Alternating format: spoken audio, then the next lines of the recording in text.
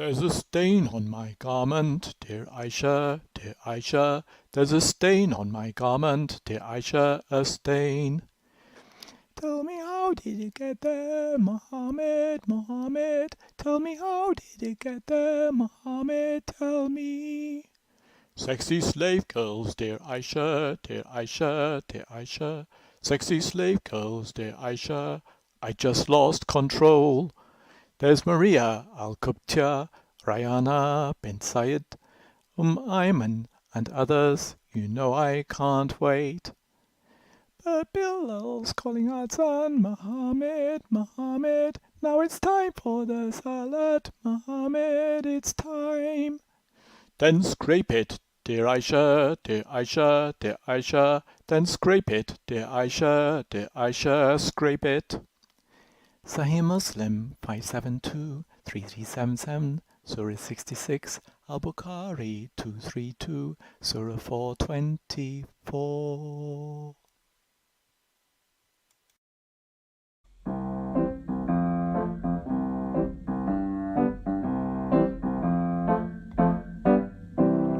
Allah is a false god, a false god, a false god. Allah is a false god, a false god. Allah is a false god, a false god, a false god. Allah is a false god, a false god. And Muhammad is not a prophet. Muhammad is not a prophet. If you want grace and mercy and love, Islam is not for you.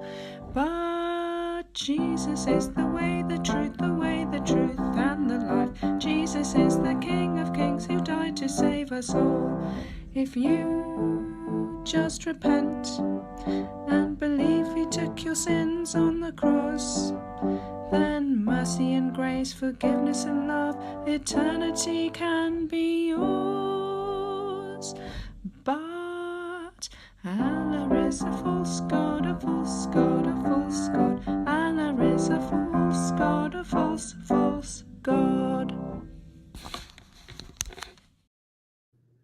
Hallelujah. Let Lord Jesus Christ shine forth. Good morning, good afternoon, good evening, wherever you are joining us. Welcome to another live stream with DCCI Ministries to talk about reliability of the Islamic tradition with Jay Smith.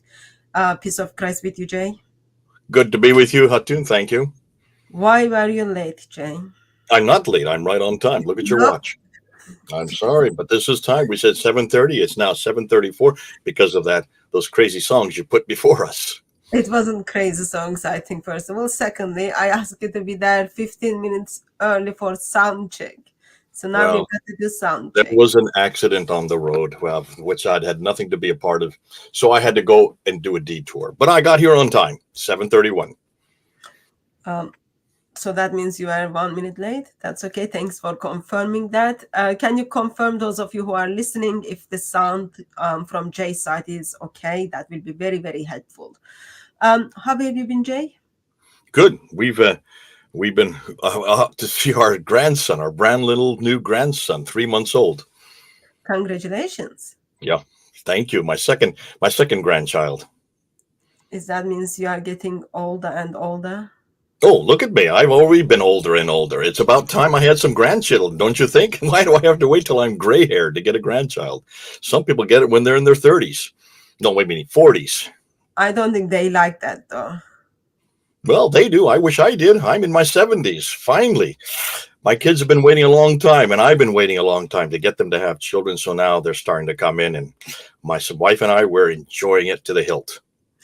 Good. You are doing babysitting and looking after them? My wife does the babysitting. I sit there and I burp him when he needs to be after he's been fed.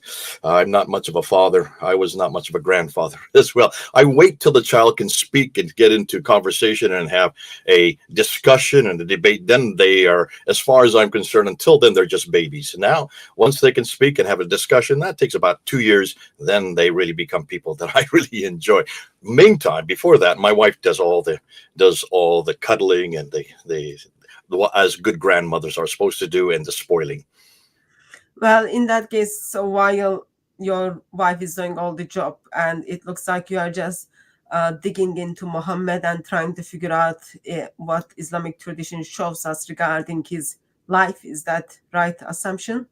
Yeah, I mean, this is the $1 million question.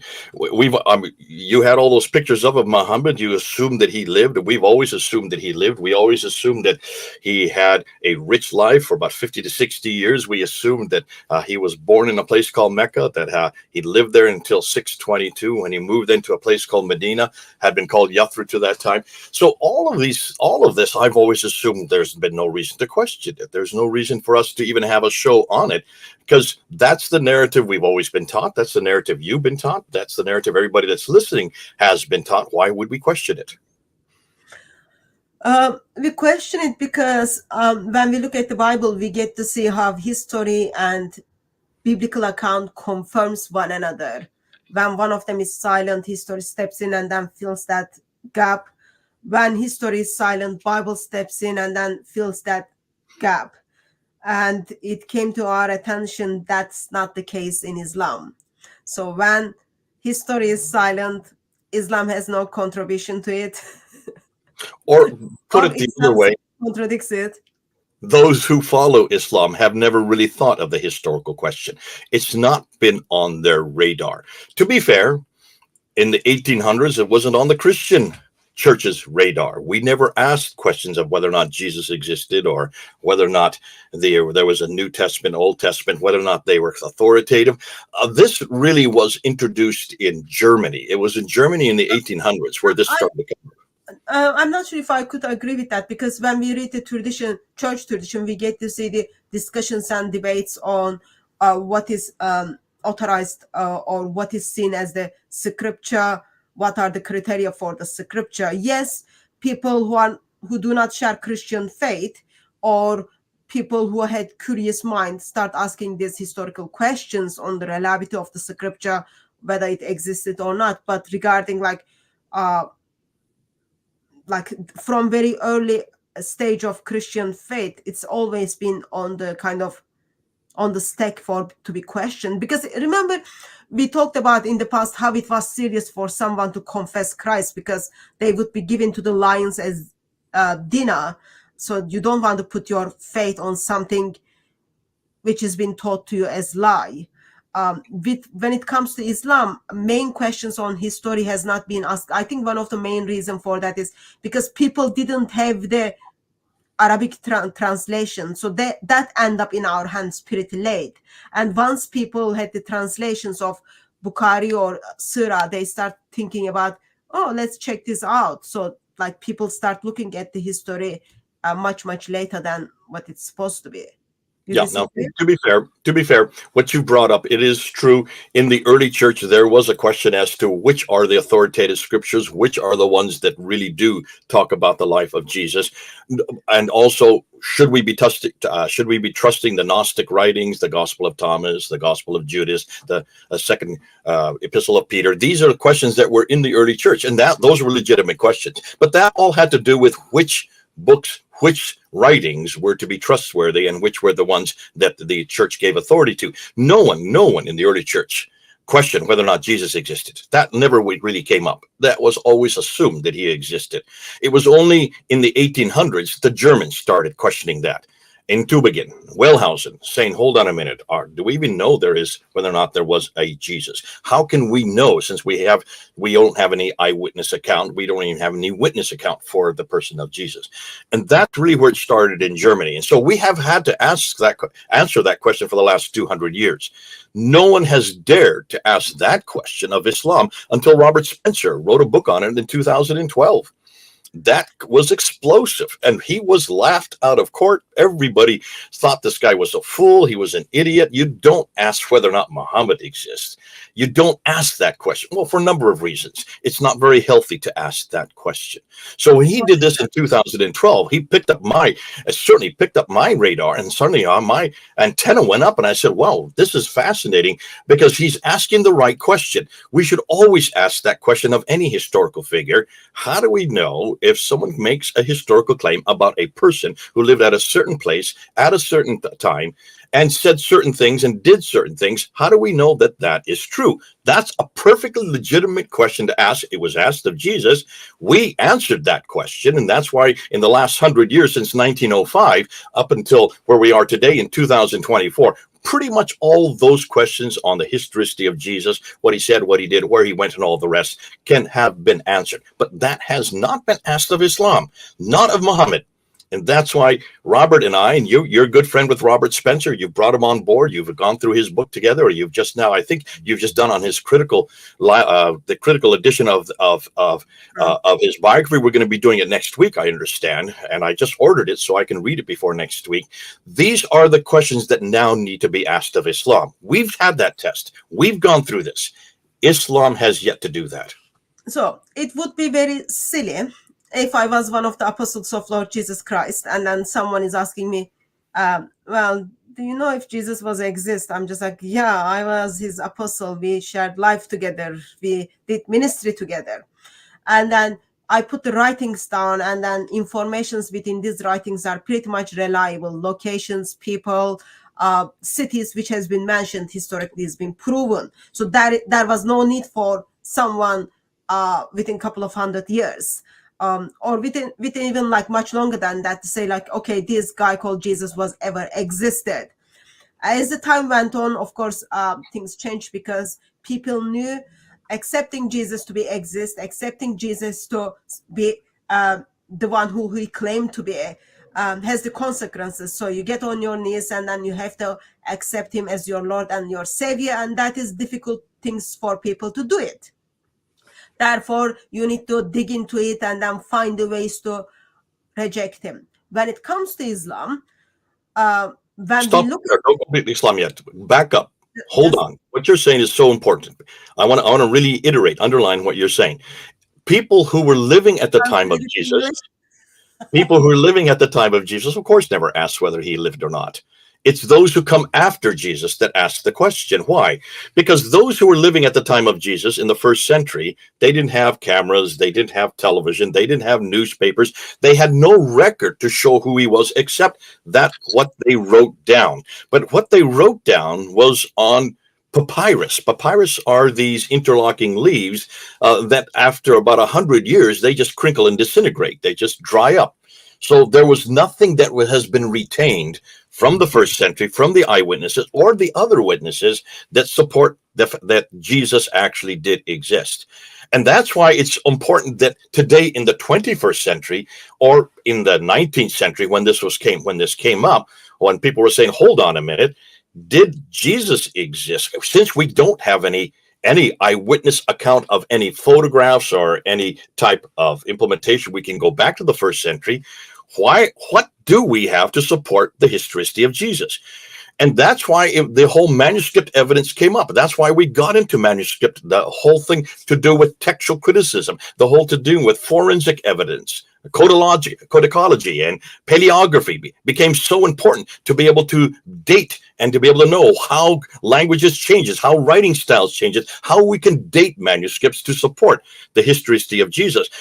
That's why it was important that we found hostile evidence, hostile witnesses, like people like Romans and Greeks and Jews who were also writing about this person named Jesus, not just ones from within the camp, but those from outside the camp. And that's why all of this apparatus that we now look at called historical criticism concerning the person of Jesus Christ, that has been used to really confront his historicity. It is this apparatus that we didn't invent as Christians. Listen, we didn't invent anything. All we did was take what had already been given us, took things like redacted criticism or source criticism or in textual criticism, what we know as higher and lower criticism. We took these criticisms, we applied them to the person of Jesus Christ, we applied them to the gospel accounts, we applied them to those records of his life and what he did and what he said, and we matured them. We didn't invent them, we matured them, so much so that now 100 years later, we're now in the 21st century, we can take those same criticisms, that same apparatus of historical critical analysis and apply them now to Muhammad and apply them now to this man who is much more recent. Now we're talking about 700 years, 600 years more recent, but more than that, we're not talking about papyrus anymore, because the people that wrote about Muhammad were from the caliphal courts. They were people who were wealthy. They were living in Baghdad, and primarily in Baghdad. So they had all the finances to no longer to be dependent on papyrus. They could write on the animal skins. That's what we know as parchment, or that what we know as vellum. And that's why all these documents that are now coming from the 7th, 8th, 9th, and 10th century, there should be an enormous amount of documents to support the historicity of this man Muhammad, because they did have papyrus disintegrates. Parchment does not disintegrate that quickly. In fact, we have got the best parchments, the best manuscripts we have for the Bible, the Sinaiticus, the Alexandrinus, the Vaticanus, the 3 Metropolitan manuscripts. Those are all written on parchment and on vellum. They're written on animal skin. Look at the Sinaiticus right here in London. It took about 50 to 60 deer skins just to write that one codex. But that codex, you can see it in the Red Black Gallery here in London. You've been there. I've been there. I've taken many people to see it. It is as durable today as the day it was written, almost. And that's why from the 4th century on in Christianity, parchment took over. And once that happened, there was no need to go to papyrus. By the 7th century, with Islam, with the caliphal courts, there was no need to write in papyrus. Everything would have been written on parchment and vellum. And so the question we're asking is, be careful. Don't assume because we don't have the originals that you don't need to have the originals. You absolutely do. Muslims have to have the originals because of the type of material they were written on. There's no excuse not to have any vellum or parchment reference or codes or reference of this man named Muhammad. That's what we're demanding, and that's what we're looking for, and that's why we're having discussion tonight. Yeah, so it's not only they have, like, also think about it. Christianity has been under the persecution. So it wasn't like, oh, we had the materials and we were rich and we were able to afford and then write on the animal skin. Absolutely. There it is. Persecution and financial reasons were very high for Christian side. For Islam, okay, stop right there. Stop right there. Don't go to Islam yet. When did the parchments and when did the vellums start to appear? In the 4th century. Why did they appear in the 4th century, not earlier? Do you know the answer? Okay, it's one person. His name is Constantine.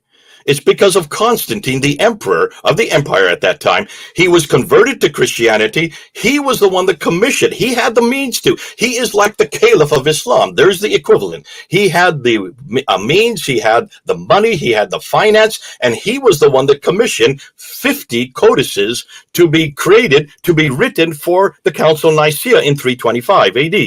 That's why from that time on, we have all kinds of manuscripts that support the New Testament. There's a discussion regarding his conversion stuff, but he made Christianity legal, so it was okay to be Christian. And then he also like that kind of helped us to. Hatun, he paid for those codices. He paid for those parchments. Yeah, so you need to have someone with wealth. You need to have someone with power to do this. Before that, he made it legal for people to be Christian. So that's like much more important. I'm not talking about that. I'm talking about the codices, the manuscripts. Why do they appear suddenly in the 4th century and not before? Once the persecution is being kind of reduced, and then there was financial support, then things are changed for Christian side. Absolutely. And there is no persecution in Islam before that. Islam has always been in power from the very beginning. Islam has been the one who persecutes. They had the financial means, as well as they were controlling what could go out.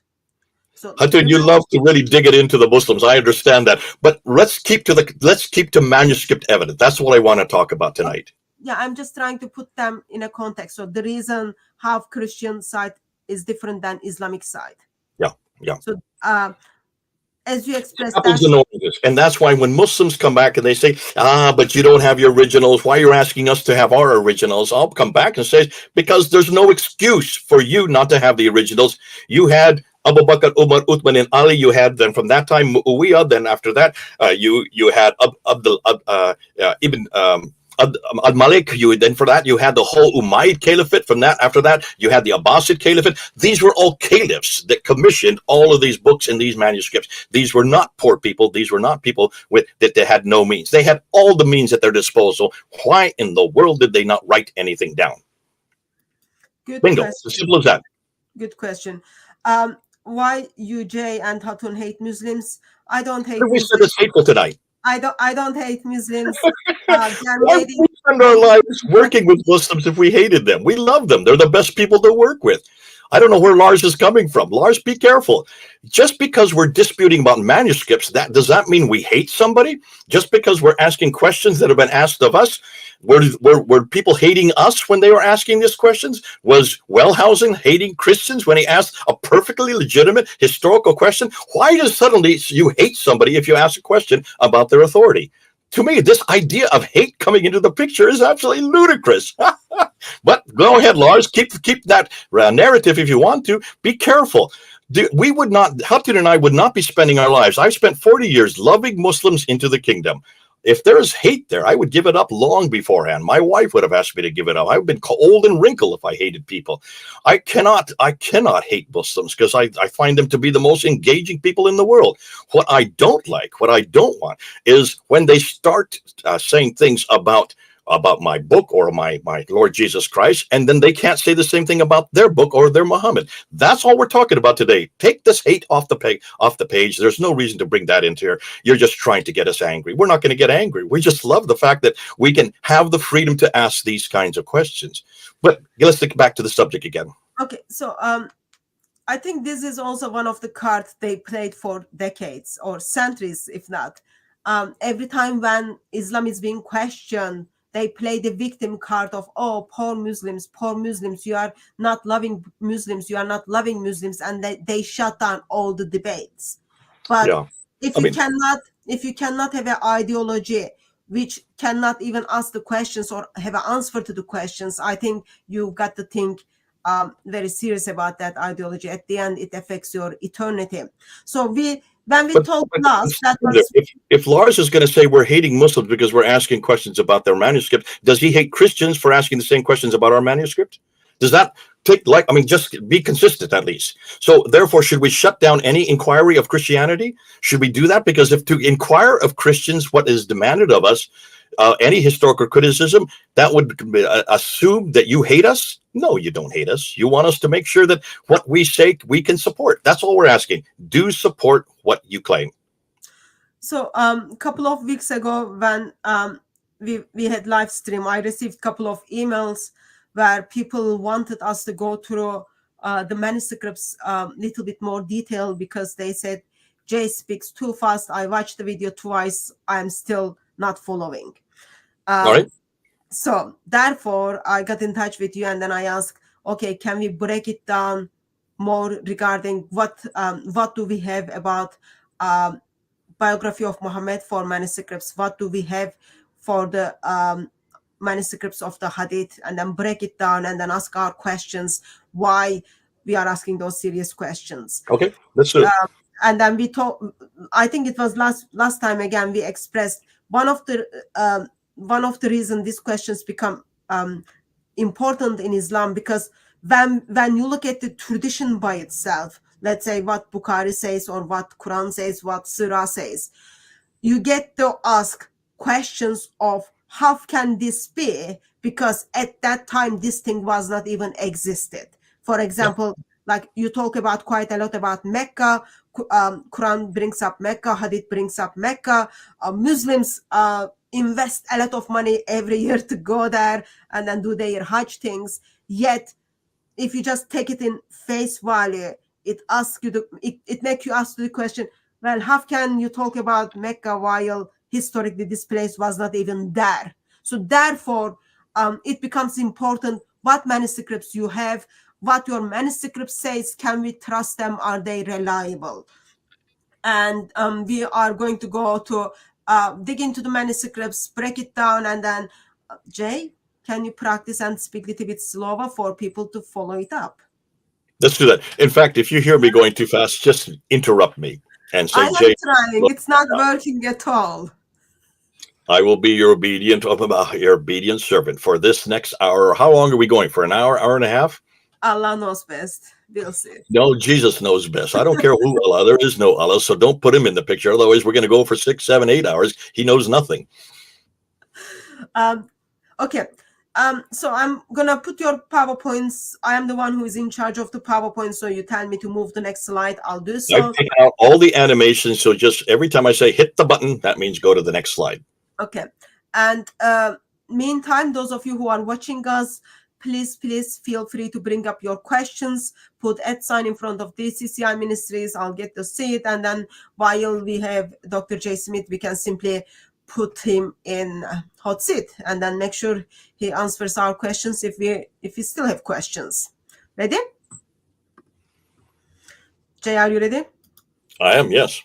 Okay. This is the first slide. Okay, let's go ahead, and this is the question we're asking. The new historical critique on Islam's origins. Why in the world even are we asking this question? Go ahead for the next slide. This historical polemics, what are we talking about? Now, here's the problem.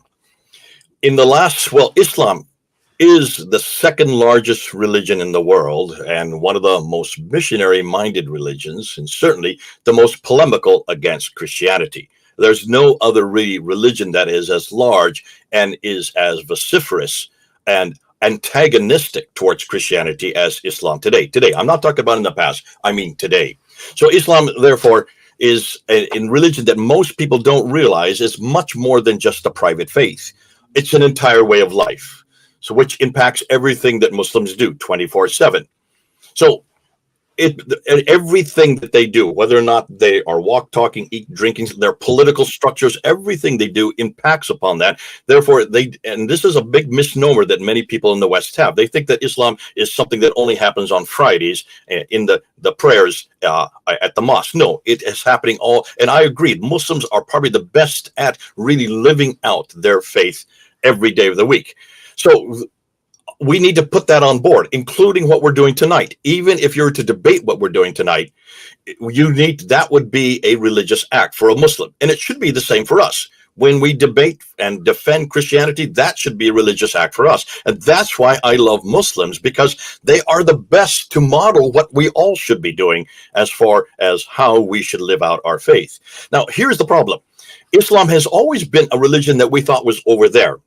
It's not in Europe. It's not in America. It's really in the Middle East, with little bits more probably in Asia, but mostly in the Middle East. And we've always thought it's over there, therefore it's not our problem.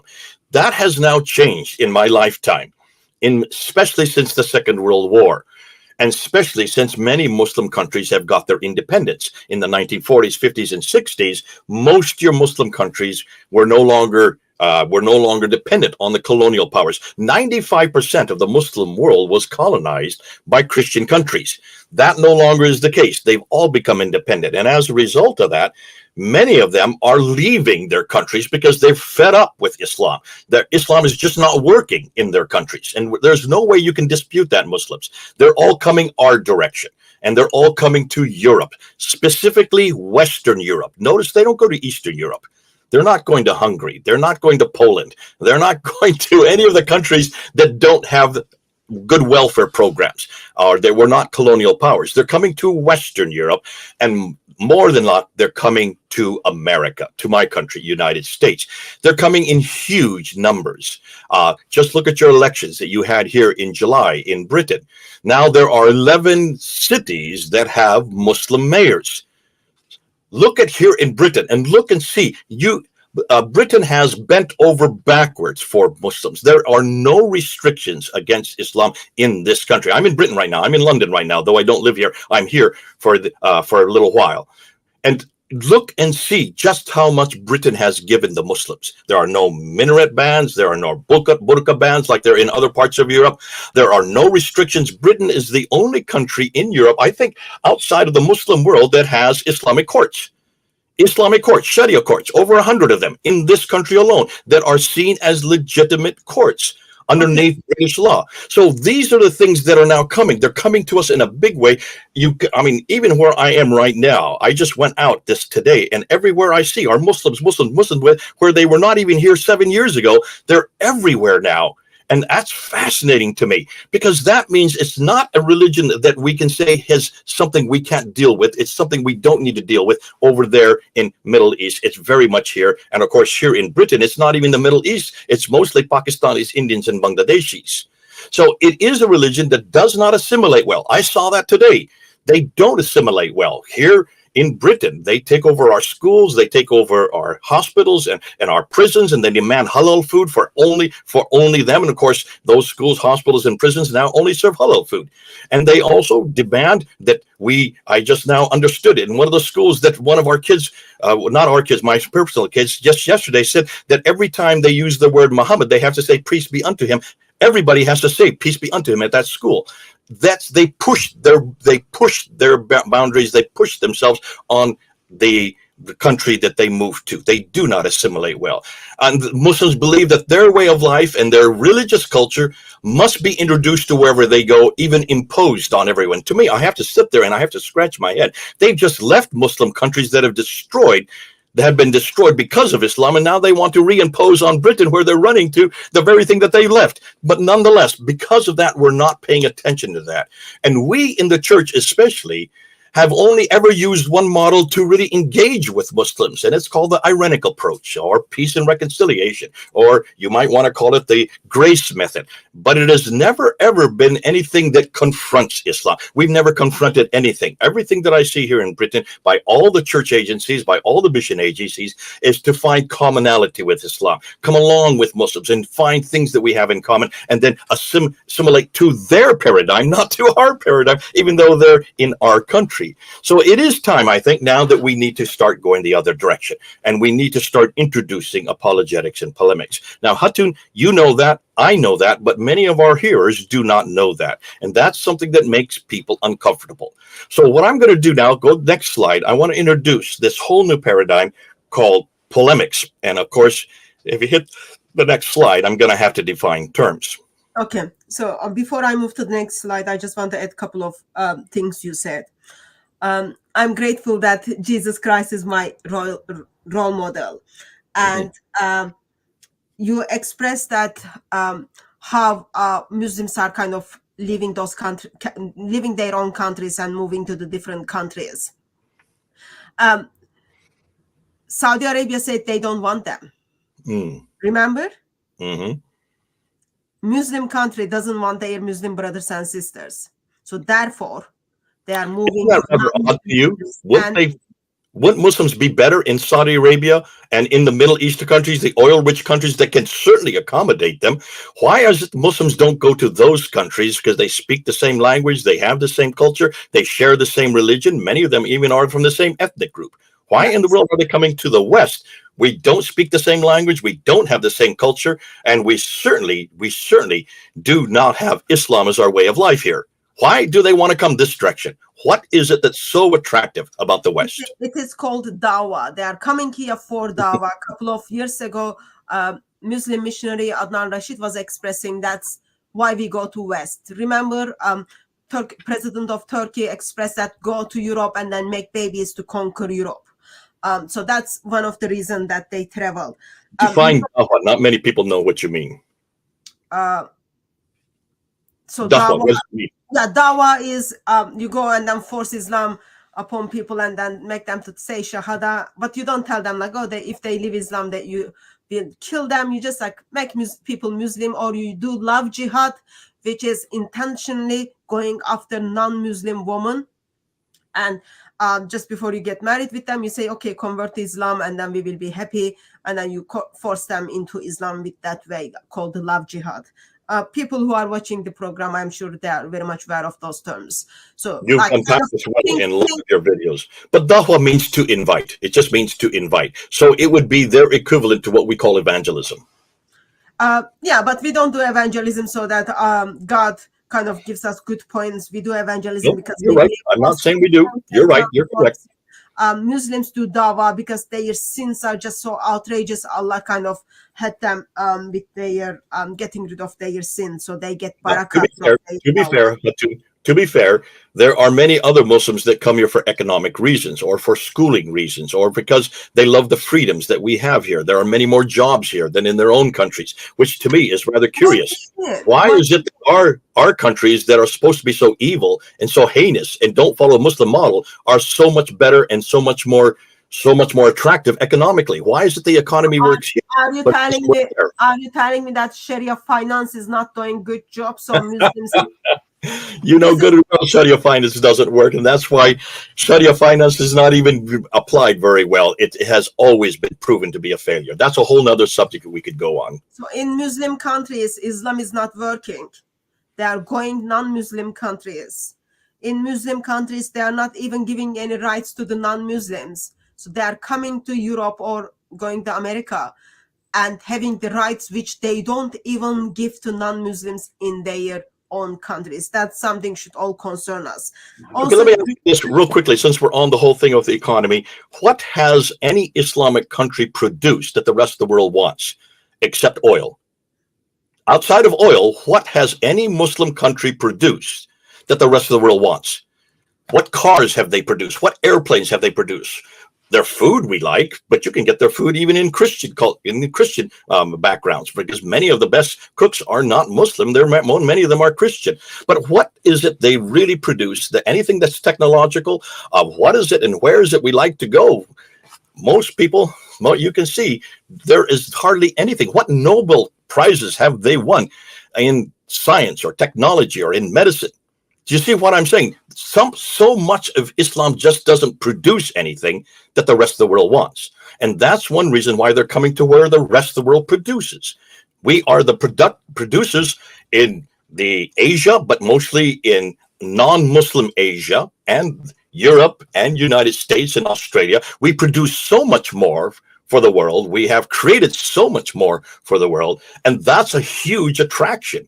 And that's why it's so important that people point that out. They're all coming our direction because we do have jobs here and we do have skills here and we will train you up. But that's why they don't go to their own countries at least their own religious background countries, because there's nothing there for them unless, of course, you want to go and work as a servant in those countries. You're not going to give many jobs. And you can see even the oil producing countries are very careful not to have refugees come their way. All the refugees come our way. Now, here's the other thing. Notice what creates refugees. It's not economic plight. It's mostly violence. It's usually wars. When there is violence, people flee the violence. Notice how many refugees are coming from Muslim countries versus other countries, because almost every Muslim country has either problems with themselves internally or problems with their neighbors. That's what creates refugees. Oh, there goes the stars behind me. That's an apple. It loves what I'm doing. Every once in a while, it just shoots up all kinds of firecrackers behind me. But that's fascinating that Muslims haven't asked that question. Why, if Islam is such a great religion, aren't people going towards Muslim countries? Why, if Islam is so great a religion, aren't they producing things that other people want? Why, if Islam is such a great religion, that they are at the forefront? Why, at the forefront of all of the greatest discoveries? Why, if Islam is such a great religion, is there so much violence there? And unlike other places like Judeo-Christian cultures, where the violence is not nearly, we have internal violence on the streets, and we do have certain, I'm not suggesting that America is not violent, but even with the violence we have in our inner cities, people still want to come in their millions. We've had 11 million that have just walked across the border in the last 3.5 years to get to America. What is it? Where is the attraction there? And why are so many Muslims wanting to leave their countries, leave their culture, and then bring their culture and their religion with them and not assimilate into the cultures that they're running to? To me, I've always asked that question, and I've never heard a Muslim that can respond. Maybe someone could do so tonight. Let's see. But that's not really what we're here about. This is still an introduction. And also, I wanted to make a point on Sharia councils you mentioned. So in England, we've got registered 85 Sharia councils. And we don't know, this is a very important point, we don't know about non-registered ones. We know that Sharia councils are running and running and running, but they are not registered, and government doesn't even know of them. That should be concerning us all. Okay, next slide. Now, so polemics. This is, and let me define terms, since I said I would do that. We have what we call apologetics and polemics, and it's basically like a football team. Now, let's use European football. Most of you who are in Europe, you do follow a team. I hope you do. If you don't, shame on you, because it's a great sport. But remember, on the football team, you have, go ahead.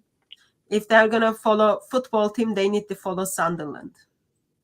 Right. Sunderland it is. For me, it's Chelsea. So let's just use Chelsea since I'm the one talking. And my sons will probably turn me off if they hear that, because they hate Chelsea. But Chelsea has both defense and offense. You have your defensive players so that they keep the others from scoring. You need your defensive players, and that's what we call apologetics in Christianity or in theological debate. You always defend against the attacks coming your way. And that's what defenders do. And they have a completely different set of skills. They tend to be big. They tend to be brawny. They tend to be strong. And they are able to put up walls to keep others from breaking down that walls to score the goal. But that's not how you win games. You don't win games with defense. The best defense is a good offense. And Vince Lombardi was the one that was famous for saying that.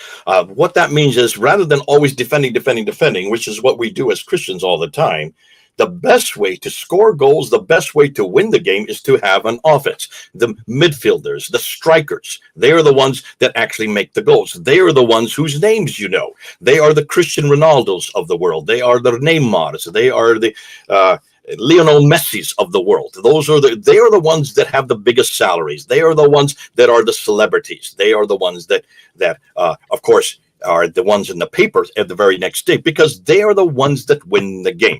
Now, on the offense in Christianity or in debate or whenever you're having discussion, offense is what we call polemics. So apologetics is defense, polemics is offense, and you need both end. In Christianity, we're great at defense, but we're absolutely hopeless at offense. And that's why most of you have never heard this word before. We just don't use polemics because people are fearful of being it's not Christ-like. Christ was never polemical. Well, I have to say, when people say that to me, I say, have you read his life? Have you seen what he was doing in the temple, overturning the tables in the temple and throwing out those animals that were being sold in the temple? That's called polemics. Look at Matthew chapter 23, verse 13 to 33. The entire chapter is on polemics. You hypocrites, you den of vipers, you white sepulchres, over and over and over again. Jesus was using polemics, but probably the best example of polemics would be Paul. Paul, who was Saul first and then became Paul. Paul is the best example. If you want to see what Paul did, just read Acts, the book of Acts, chapter 17, 18, and 19. He goes into Laodicea. He goes into Berea. He goes into Cappadocia. He goes into Ephesus. And the first thing he did in every one of these cities, he didn't make friendships. He never even learned the names of the people in the synagogues he went to. He didn't ever go and knock on the door and say, "Could I come in?" He just walked in uninvited, went right up to the Pharisee, who is the head of the synagogue, and he confronted him. That's called polemics. He confronted him with words. Polemics means to go to war with words. Let me repeat that. Going to war with words, not with weapons of this world, like Paul says. We don't use weapons of this world in 2 Corinthians chapter 10. Paul says very clearly, we use principalities and powers. And then verse 5 of 2 Corinthians 10, he says we use arguments, and we take captive every thought and make it obedient to Jesus Christ. Arguments means polemics. Look at Paul's example when he was there in Ephesus. He was there in Ephesus in chapter 19, and he was there in the synagogue, and they would not listen to him. He had confronted them with what they had done to the Messiah.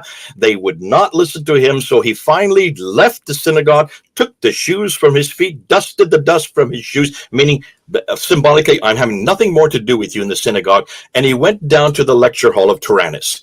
It's there today. The lecture hall of Tyrannus is a debating chamber. What do you do in debates? You use polemics. And it says for 2 years, he had spent 3 months in the synagogue. For the next 2 years, he debated. So much so that according to Acts 19, the entire land, the entire region had heard the gospel. Now, that's what Paul did. Why aren't we doing the same? The reason is this. Look and see what happened when Paul did this. He got hated. He got persecuted. He got thrown in jail. He got whipped. Twice they tried to stone him to death. He caused a riot in Ephesus, and finally they killed him in Rome. So when you use polemics, you're going to be hated and persecuted. You're going to be put in jail. You're going to be flogged. And yes, you will be killed. Now, I've just used 5 categories. Did you notice? I did that intentionally because that is in Matthew 10. Matthew 10, Jesus is commissioning the 12 disciples. He's going to send the 12 disciples out into the world. And what does he say? This is their commission. He turns to the disciples and he says, if you go in my name, I'm sending you out as lamb before wolves. If you go in my name, you're going to be hated. How many of you have been hated? Well, Hutton, you've been hated. I've been hated. If you go in my name, you're going to be persecuted. How many of you have been persecuted? I've been persecuted. So have you, Hutton, in a very big way. You're going to be jailed. Hutton, you've been put in jail. You just won an award against the Metropolitan Police, 10,000 pounds, because you were falsely arrested, and you've been arrested 4 times. That's exactly what Christ promised is going to happen to you. You're going to be flogged. Hutton, you have been flogged. I have been hit, but nothing like you have. You have been flogged many more times than me. And then finally, number 5, you will be killed. That's the 5 things Jesus promised the disciples in their commissioning of them. And then he says in verse 34, I have not come to bring peace. I have come to bring the sword, to set father against son and mother against daughter. It's going to happen in your own family, he's saying. And then verse 38, he said, he who is not willing to bear my cross is not worthy to be my disciple. I don't know of a better commissioning. That should be the commissioning for all of us. If it's good enough for Paul in the 1st century, it's good enough for us, Hutton, you and me, in the 21st century. So that's why people don't want to use polemics. They're scared to death that they will have to receive that commissioning. And I say, folks, that's been the example of the church for the last 2,000 years. It's just in the 21st century, we're not reading our Bible anymore. We're not going to scripture anymore. We're not looking at the example of the church. Listen, of those 12 disciples, every one of them was hated. Every one of them was persecuted. Every one of them was thrown into jail. Every one of them was flogged. Every one of them, except for John, was killed. Let me repeat that. All 5 of those standards that Christ said was going to happen to them happened to every one of the disciples except for John. They received their commissioning. It should be normal for us to therefore use polemics, to go on the offense, to do what Paul did, to do what Matthew, Mark, Luke, and John did. All of them, they were all involved in this. And that's why, and today, polemics is a word most people don't understand, don't even know. I would imagine some of you who are listening to me have never heard it before. Now, when you unpack polemics, that means going on the offense. There are 3 kinds of polemics. I'm going to introduce them now. I've done it before. Some of you know where I'm going with this. One, the first kind of polemics is what you do, Hatu. You did that when you were introducing this whole episode. Internal polemics starts from the standpoint that you take the Quran, you open its pages, you read what's in the book, you look at it internally, you look at what it says, and then you confront many things that you read. You confront the contradictions, you confront the historical anachronisms, you confront the scientific errors, you confront a lot of the theology, you confront the morality, you confront the violences in the Quran, you confront the misogyny. This is called internal polemics. The same thing you do with Muhammad. You look at Muhammad's life, and you've done a great job. You and David Wood and Sam Shamoun, you are 3 of the best, where you have confronted who Muhammad was, what he did, what he said, and how irrelevant it is for the 21st century. It was even irrelevant in the 7th century. That's called internal polemics. You're using what you see in front of us internally. You look and see what Muslims claim as their book and their man, and you confront their book and you confront their man. That's the first kind of polemics. Number 2 is cultural polemics. You do that all the time. I do that. I don't do internal polemics anymore. That's why I didn't say much when that introduction was happening at the beginning of this program. For me, that's no longer valid for me. But cultural polemics looks at Islam today and looks and see what it's doing in Saudi Arabia, what it's doing in Bahrain, what it's doing in Timbuktu, what it's doing in Bangladesh, what it's doing in Indonesia, what Muslim communities are doing here in Britain, and looks at the culture in the 21st century and shows how irrelevant they are, shows how they are completely destroying the social structure, the fabric of those cultures. That's called cultural polemics, and you've done an awful lot of that on your show, looking and see how idiotic this is. You were talking the sexual jihad that they do. That is what's happening today in Muslim cultures, and how that needs to be shut down, that needs to be stopped, and it needs to be shown to the world. That's the second kind of polemics. I don't do as much as you do on this, but I say as many people that can, we need to show the testimony, the witness of Islam, what a terrible testimony they are, and what a terrible witness they are for their religion. But they have no other choice. They're just following what this book says. So in some ways, cultural polemics comes out of internal polemics. What the Quran says, they do. What Muhammad did, they do. What Muhammad said, they say. So because of internal polemics, cultural polemics flows from it. Now the third polemics doesn't even look at the Quran. I don't really care dilly swat. I don't need to open one page of it. I don't read one verse. I'm not interested in what the Quran says. I'm not interested on what Muhammad said or did. I am only interested in asking a much deeper question, a much more simple question, and that is, did Muhammad exist historically? Was there a Quran in the 7th century? Was there a city called Mecca in the 7th century? This is looking externally, looking historically, and seeing whether or not any of this edifice of Islam, the origins of Islam, actually happened. And basically it's asking, how did Islam begin? So it's not looking at the Quran. We're not looking at the pages of the Quran. We're not looking at what Muhammad did to women or what he did to those who opposed him. We're not looking at the violence that he perpetrated. We're not looking at any of that. We're not even looking at what Islam's doing today. What we're asking is a much deeper question, and in some ways a much more damaging question. Why in the world are we even talking about this religion in the 21st century if it never has any foundations to begin with? No historical foundations. Now you can see those are three different kinds of polemics. All three are needed, but some people are much better at the internal critique. You're much better at that than I am, Hatun. Some are much better at cultural polemics because they're much more aware of what's happening around the world. You're much better at that than I am. And others are much better at the external polemics. That's my area of expertise. I'm much better at that than you are. And that's why you called me on this show, because this talk is about external polemics. Now we're getting into the historical critique, asking, did Muhammad actually exist? So let's go to the next slide, unless you have something more you want to add. It is good to see in the body of Christ, since solution to the problem of Islam is Lord Jesus Christ, and it is good to know and see in the body of Christ we've got brothers and sisters who uses different approach to challenge the ideology of Islam as well as preach the gospel. So that's always like very, very good. So the historical problems. Now we're going into the third one. So what do we do in the third form of polemics, the historical polemics? Well, basically, we confront three things. It's as simple as that. We only confront three things: one book, one man, one place. The book, of course, is the Quran.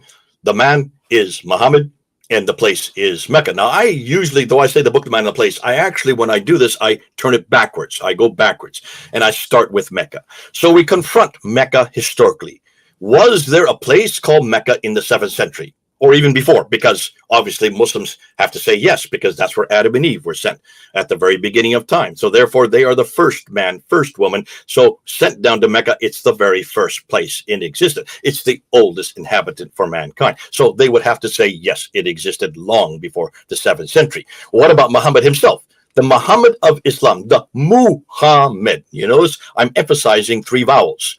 That Muhammad, did that Muhammad exist? The Muhammad of Islam, who lived in Mecca and also then moved to Medina. And then, of course, we are asking whether or not this book here, the one I have in my hand, was this book in existence in the 7th century, because that's what every Muslim tells us. It was created in a period of 22 years between 610 to 632. That's the 7th century. So we're asking, okay, prove it. Where is this book that was supposedly put together during the time of Muhammad's life, but actually written down during the time of Uthman in 652? So the conclusion, this form of polemics confronts the very foundations of Islam without confronting the people or their revelation or their prophet, and lowers the anger. I don't get death threats anymore for doing this third form of polemics. I don't get strikes on my YouTube channels anymore. People meet me on the streets and they sit there and they're just quizzical. I don't get threatened anymore because I'm not in any way causing anybody anger. When this fellow Lars said, "Are you hating us?" I got to laugh when he said, "What have we said that's hateful tonight?"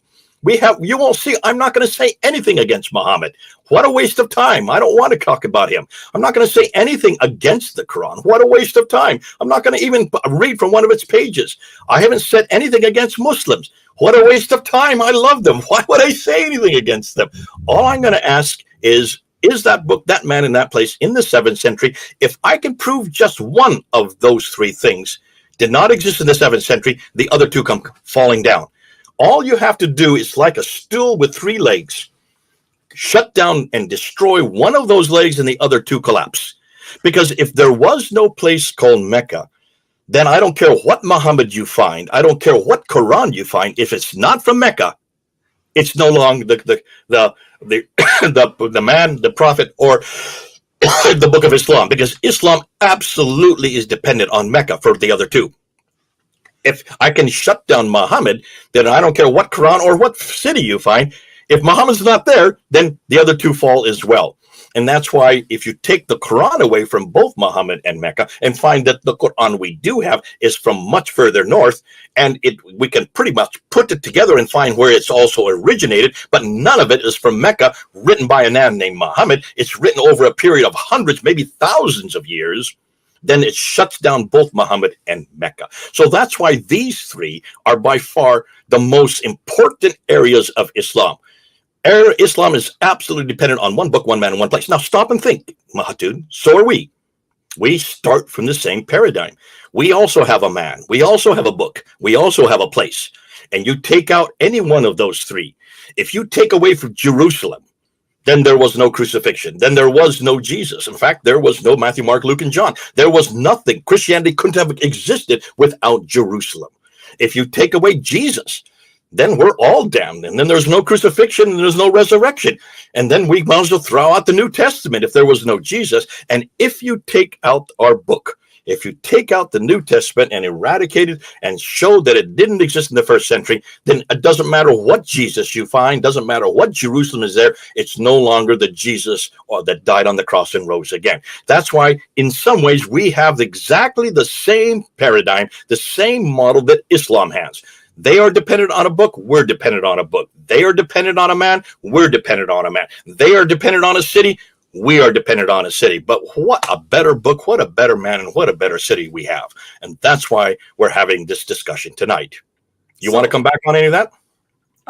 So we are focusing on whether under the can we trust Islam or not. You are making a point that so we should able to have the Mecca, which has been mentioned in Islamic sources, exactly the same from the historical perspective, dated in 7th century. And you are even saying, okay, it needs to be before that because Adam was sent to Mecca and Abraham built it stuff. And then you are saying, verse 24, when she was thrown, they were thrown out of the Garden of Eden up in space. Where was Eve thrown to? She was thrown to Mecca, according to the traditions. Yes. Where did Abraham live? In chapter 21, verse 51 to 71 in the Quran? At the Masjid al-Haram. Every Muslim knows, as far as they're concerned, the Masjid al-Haram is the Kaaba, Mecca. Therefore, Abraham is there rebuilding the Kaaba. So that's 1900 BC. That's long before the 7th century AD. So we are focusing on place, the person, and the book, which Muslims put their faith in 21st century, if that is exactly what was in 7th century. So Muhammad, the Muslims read and believe and put their kind of hope in him, is that Muhammad was existed and working actively from 600 murdering or 610 to 632. That's what we are looking for. And Same why? Because they make that claim. We don't make that claim. They make it. Since they Yeah. make the claim, they've got to prove it. Okay, so we are looking at what Muslims today claim and believe about Mecca, Muhammad, and the Quran. That's Was it. that exactly the same in 7th century? We are kind of much more narrowing down to before 632. Yeah, but I'm only really interested in the 7th century and before. I'm not interested in after the 7th century, because after the 7th century, you're too late. You've got to prove from the 7th century these three existed. Okay. Also remember, you those of you who are watching, Jay already made a point that Muslims have zero to no excuse that they shouldn't have anything written down at that stage. They were in power, they were controlling, they have the financial support as well. So they have zero to no reason that nothing should be wait until centuries later or until decades later. Keep that in mind as well. Okay, let's move to the next slide. Now, normally, whenever I do this talk, I go into 4 areas. It really covers 4 areas because it's more than just the book, the man, and the place. It's also the sources. What about the sources for the book, the man, and the place? So I usually start out with that area. Now, I'm not going to do that tonight. If you want to know about the sources or about Mecca or about the Quran, just watch my videos. They're all up on Fander Films. You can see all those arguments laid out there. They're also on Sida International, Al-Fadi's site. Tonight, let's just look at 2 areas confronting Muhammad's existence. I'm more interested today. I just want to take this because this is a precursor to what we're going to be doing next week with Robert Spencer. So this is confronting Muhammad's existence. Where do we get our sources for Muhammad? And who was he exactly? And let's go now to that map. Now, according to the standard Islamic narrative, this is their narrative. This is not me speaking. This is what Muslims tell us. They say that when Muhammad died, all that was under his control was in that brown area. So that's Muhammad's empire up to 632. And you can see it just covers mainly Mecca and Medina, the Hijaz, which is that area where Mecca, Medina is, a little bit north, about as far up as Tabuk, and then down to what is today Yemen and the Hadramaut back then. So it's a very small area that he controlled when he died. And really, he really only stayed within Mecca and Medina, according to their traditions. Now, he had raids outside, but he didn't go further north than that brown area. He didn't go further east than that brown area. Now, you can see there's a little bit of brown over in Oman. There were those that also, they say that the part of Oman was under his control. When he died in 632, then you had the 4 rightly guided caliphs. Abu Bakr from 632 to 634. You then had, he died peacefully. And then after that was Umar from 634 to 644. He only lasted 10 years and he was killed. And then you had Uthman come to power from 644 to 656. He only lasted 12 years and then he was killed. And then Ali comes in and he only lasts 5 years and then he is killed. So it wasn't a very peaceful time. Nonetheless, that's the golden era of Islam, and they call it the Rashidun period. Look at the map. Now look at the orange area there. That's where they expanded their borders. So it existed all the way from Tripoli. I'm sorry, listen, right, Tripoli in the west, all the way over to what we would call today Afghanistan in the east, and then from Turkey in the north all the way to Yemen in the south. So it was a large area. It was the second largest power of its day at that time, up until 661. 661, so we're just talking roughly about 30 years. Once Ali was killed by Muawiyah at the Battle of Siffin, then the Umayyad Caliphate came into power, and they then expand the borders all the way up to this direction, all the way over to Spain, way over in the west, all the way to India in the east, Turkey in the north, and Yemen in the south. So a huge expanse. That's the purple area. I'm not interested in the purple area because that's too late. I'm really only interested in the brown and the orange area. That's all we're going to talk about tonight. Okay. Just a quick note. According to Islamic tradition, Muhammad did not die peacefully. That's important. He suffered for 3 years after he has eaten cooked lamb. He suffered for 3 years and then he had lots of pain before he died.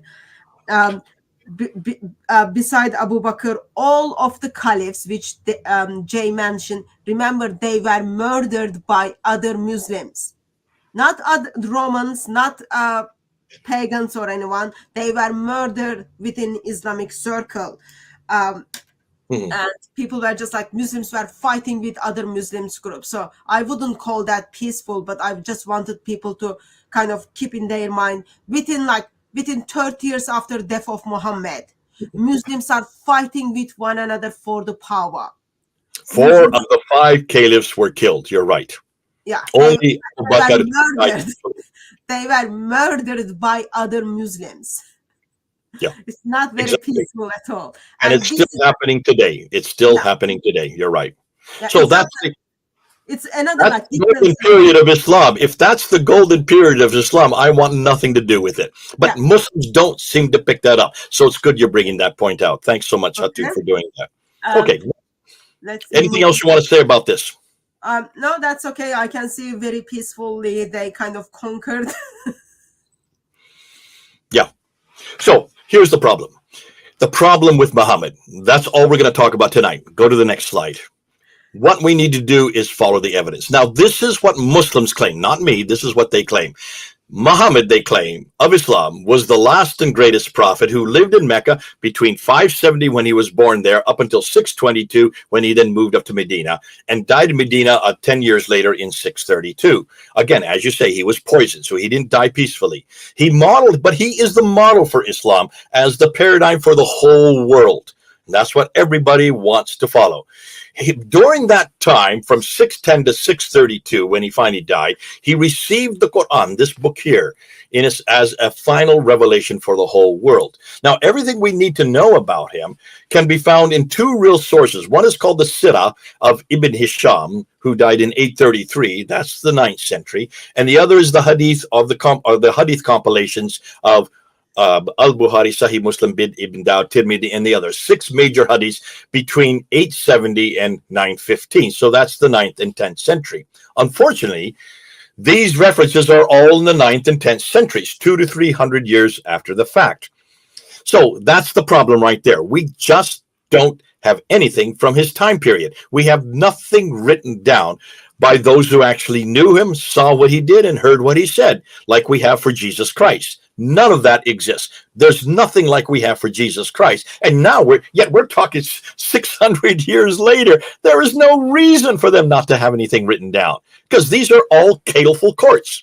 So the question is this later Muhammad of Islam really referred to in the 7th century? Is there any reference to him? If he did exist and he had that much control and he had so much influence, if he was that great as the greatest prophet in the history of mankind, is there any, or living in a place called the Hijaz, do we have anything at all that supports that? That's all we're asking. Did he do the things he's purported to have done? That's all we're asking. So let's look at the historical record of Muhammad and of Islam to answer that question. That's a simple question. This is not hateful by asking that question. Lars, are you hearing? I hope you're still there. We're not being hateful by asking a simple question. If that's hateful, then we might as well just throw up and walk away. There can't be any question asked of anything. Thank God we have the freedom. And it looks like Lars must not be from the West. And that looks like Saeed is already saying. Now, I'm not even gone into it. I've only repeated what you're telling me, Saeed. So where have I lied? I haven't even got into the historical critique yet. And he's already calling me a liar. I would like to know where I've lied, Saeed. It's fascinating. This is the only recourse that Muslims have, and it's called ad hominem. Maybe he doesn't believe Muhammad lived in Mecca. Okay, so I'm lying. There was the Muhammad. He's already agreed to it. Bingo. We'll throw it right back at him if he really thinks I'm lying. So these are the Muslim claims, Saeed. Are you hearing me? We're talking about what you're telling us, and you're already calling me a liar. Now, here's what's interesting. We've been told, and you've heard me say this so many times, haven't you, Hatu? I mean, I've been saying this for years, that everything we know about what he did, that's his biography, not what he said, what he did, known as the Sirah, that was written by Ibn Hisham, and he died in 833. Now, Alfred Guillaume has the book, the standard book that we all read. I've got a copy, and not here, but back home. You've got a copy of it, that dark green book, and it says Ibn Ishaq is the one that actually wrote it down, but Ibn Hisham got it from the students of Ibn Ishaq. And Ibn Ishaq, as you're going to see in this map here. Yeah, let's go to that. Let's go to that next screen. So what we've been told is that the Sirah, that's the green one, the biography of Muhammad, was not written down during Muhammad's lifetime. He died in 632. It doesn't get written down until 833 or just before, so about 20 years before 833, but it's still in the 9th century, because most people write down during as they're getting to an old age like myself, and then you keep adding to it and finding when you die, that's when it stops. So that's why we always put their death dates. That's why we put Muhammad's death date. We don't talk about when it started beginning his revelation. We talk about the end of his revelation. That's why we put 632, and that's why I put his death date. So obviously assume that we're talking about 20 years prior to 833. We have also Al-Waqidi, who is the one that wrote about the Maghazi, the raids of Muhammad. Again, isn't that interesting? He was only interested in the violence of Muhammad. Muhammad had so many raids, and he was involved in 29 of them, and planned another 33 on top of that, according to Al-Waqidi, and that all happened within the last 10 years of his life. So you can see all happened while he was in Medina. So that's what we get. Look at the dates from those two green reference points there. Ibn Hisham, Al-Waqidi, their biography are written in the 9th century. That's 200 years after the fact. Now then we get to the Hadith. The Hadith are the same, much more prolific, much larger. Go ahead. Can I just step in? So, am I right to understand you are stating that no one ever wrote the biography of Muhammad before Ibn Hisham? We don't have any. Where is it? Tell me. Give me one. Okay, so you are saying, are you saying no one wrote it, or you are saying if someone wrote it, we don't have it? We don't have it. That's all I'm saying. And Muslims have, if Muslims can correct me, Said, if you want to come back and say I'm lying, then show me. What biography are you talking about that predates Ibn Hisham? That's the biography, and it's the one that we all read. It's the one that you read. It's the one that we're all told to read. It's the only one that you can get, and that's the biography of Ibn Hisham. Al-Waqidi does exist, but not many people read it because there's not much there to read about. It's really, you want to know what Muhammad did. You want to know about his life as a child, his life as he grew up in Mecca, and then he moved to Medina. So if this is the case, then we need to ask, where is Ibn Hisham's material? And we're going to get to that. But before we do that, let's look at the Hadith. This is what they say. Are Said there still there? Said, this is you saying this, not me. Let me just bring up a question. If we have historians that wrote about this guy named Jesus, then the forages, I don't know what is this word, forager, the travels, maybe the foraging in Jerusalem. Okay, he made in Jerusalem. Wouldn't be historians mentioning Muhammad in Mecca? Exactly. Great point, Viking lady. That's exactly what we're saying. Why is it that we can go to people like Thales and Phlegon, who are Greek satirists, who are talking about Jesus in 52 AD? 20 years after Jesus died, you had two satirists who were debating about his death. And they were mentioning on the day that Jesus died that the earth shook and the sun went dark. That's within 20 years. These are not Christians. These are outside satirists. What about Josephus, who is a Jewish historian? He is writing at the end of the 1st century, beginning of the 2nd century. He's living in Rome, and he mentions Jesus by name, and he mentions the crucifixion. He also mentions that some Christians believe that Jesus rose again. Now, that's a Jewish historian writing about Jesus within the 1st century of Jesus's death. And then probably the best one that I could go to many others, but let me just do with the three of them. Let's go to the Roman historian, Tacitus. Tacitus absolutely hated Christians. He had nothing good to say about Christians. He thought them as a scourge on the empire. But he was a Roman, and he wrote about the death of Jesus. And he said that the death of Jesus happened during the time of Pontius Pilate under the authority of Tiberius. That's why we know today that it happened in 33 AD.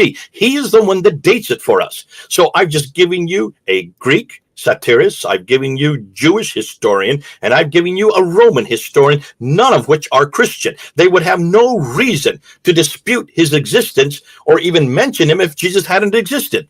But Muslims should not be asking that, because Muslims know Jesus existed. He's all through their Quran 93 times. So why would Muslims claim that he didn't exist? It's only secular people that make that claim. But today, that's no longer viable. But notice, I still want to get back to what Muhammad said, because those are the bigger, much greater, those are the much more prolific support for Muhammad. And these are known as the hadith. I have them in blue there. That's why it's a completely different genre than the sirah, which is the biography. Now, the blue parts, notice I have Al-Bukhari, Sahih Muslim, Tirmidhi, Ibn Majah, Abu Dawud, and Nasai. Notice when you ever hear these names, when Muslims claim them, they never put dates to them. I purposely put dates to them. This is what Muslims don't like about me. They always hate it whenever I put dates up there. And I then put it on a timeline. Look at the timeline at the bottom. I put that there in purposely so that you can see exactly what we're talking about. Look at these dates of Bukhari, 870, Muslim, 875, Tirmidhi, 884, Majah, 887, Dawud, 899, An-Nasai, 915. These are all 9th and 10th century. That's 240 to almost 300 years after Muhammad. So can you see, none of these men knew Muhammad. They never heard him say one word. They don't even live in the same century as Muhammad. They live 200 to 300 years later. That's why I have them on a timeline. This is what Muslims hate. They hate the timelines that I have. I have to put it up there because we demand that of Jesus Christ. We demand that of any historical figure. Put them on a timeline. I've been having Muslim after Muslim getting up there and putting up these videos, and they pick out a book here and say, Jay, here I have a biography of Muhammad. He is much earlier. Here's a hadith of Muhammad that what he said, he's much earlier. But they never give me a timeline. They never give me a date. They just grab them off their shelves. They don't even look to see what the dates are. I'm getting sick and tired of Muslims doing that, because I could do that with Jesus. I could pick any book and I could just take it out and say, here's a book of Jesus's life, and it was written by Jesus himself. Why don't I? Here it is. Jesus, the Coronet Method of Jesus. I could just put it up there and claim that this was written by Jesus. How can I be tested? You have to have a date. You have to be able to know that that manuscript exists. That's all we're asking. We've had to do that with Jesus. Therefore, Muslims now have to do that with Muhammad. So please, Muslims, don't come up to me and start claiming that you have all these other writings from all these Salafis and all these Tabi'uns, those who were actually with Muhammad, who were there hearing what he said, seeing what he did, and wrote down long before any of these guys that I have on this timeline. From as far as we're concerned, from what Muslims are telling us, this is their authority for Muhammad. Now, there's still two more genres, and that's the tafsir and the tariq, which I have in brown. The earliest that wrote the tafsir and the tariq, according to the Islamic narrative, not me, I'm not saying this, is Al-Tabari. And now there are many others that write after him. You have Baidawi, Zamakhshari, Suyuti, all of them come after 923. That's when Tabari died. So he was writing them at the beginning of the 10th century. But still, that's 300 years after Muhammad. I've gotten that graph there, Abdul Malik. I put him in there. You can see 692. 692 is the first time we see the word from Arab sources for the name Muhammad. Notice I didn't say Muhammad. I said Muhammad. You'll see why. You'll see why. Muhammad is not Muhammad. But that's introducing what I'll be doing later in these slides. And then I've also put the Abbasids there because they come into power about halfway through the 8th century, 749. And they are the ones that start introducing the Muhammad that we know today. That's why it's important that we put them on a timeline.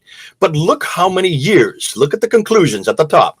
Muhammad was revealed 84 years after the Abbasids created him, 141 years after he was first introduced, yet 200 years after he supposedly lived.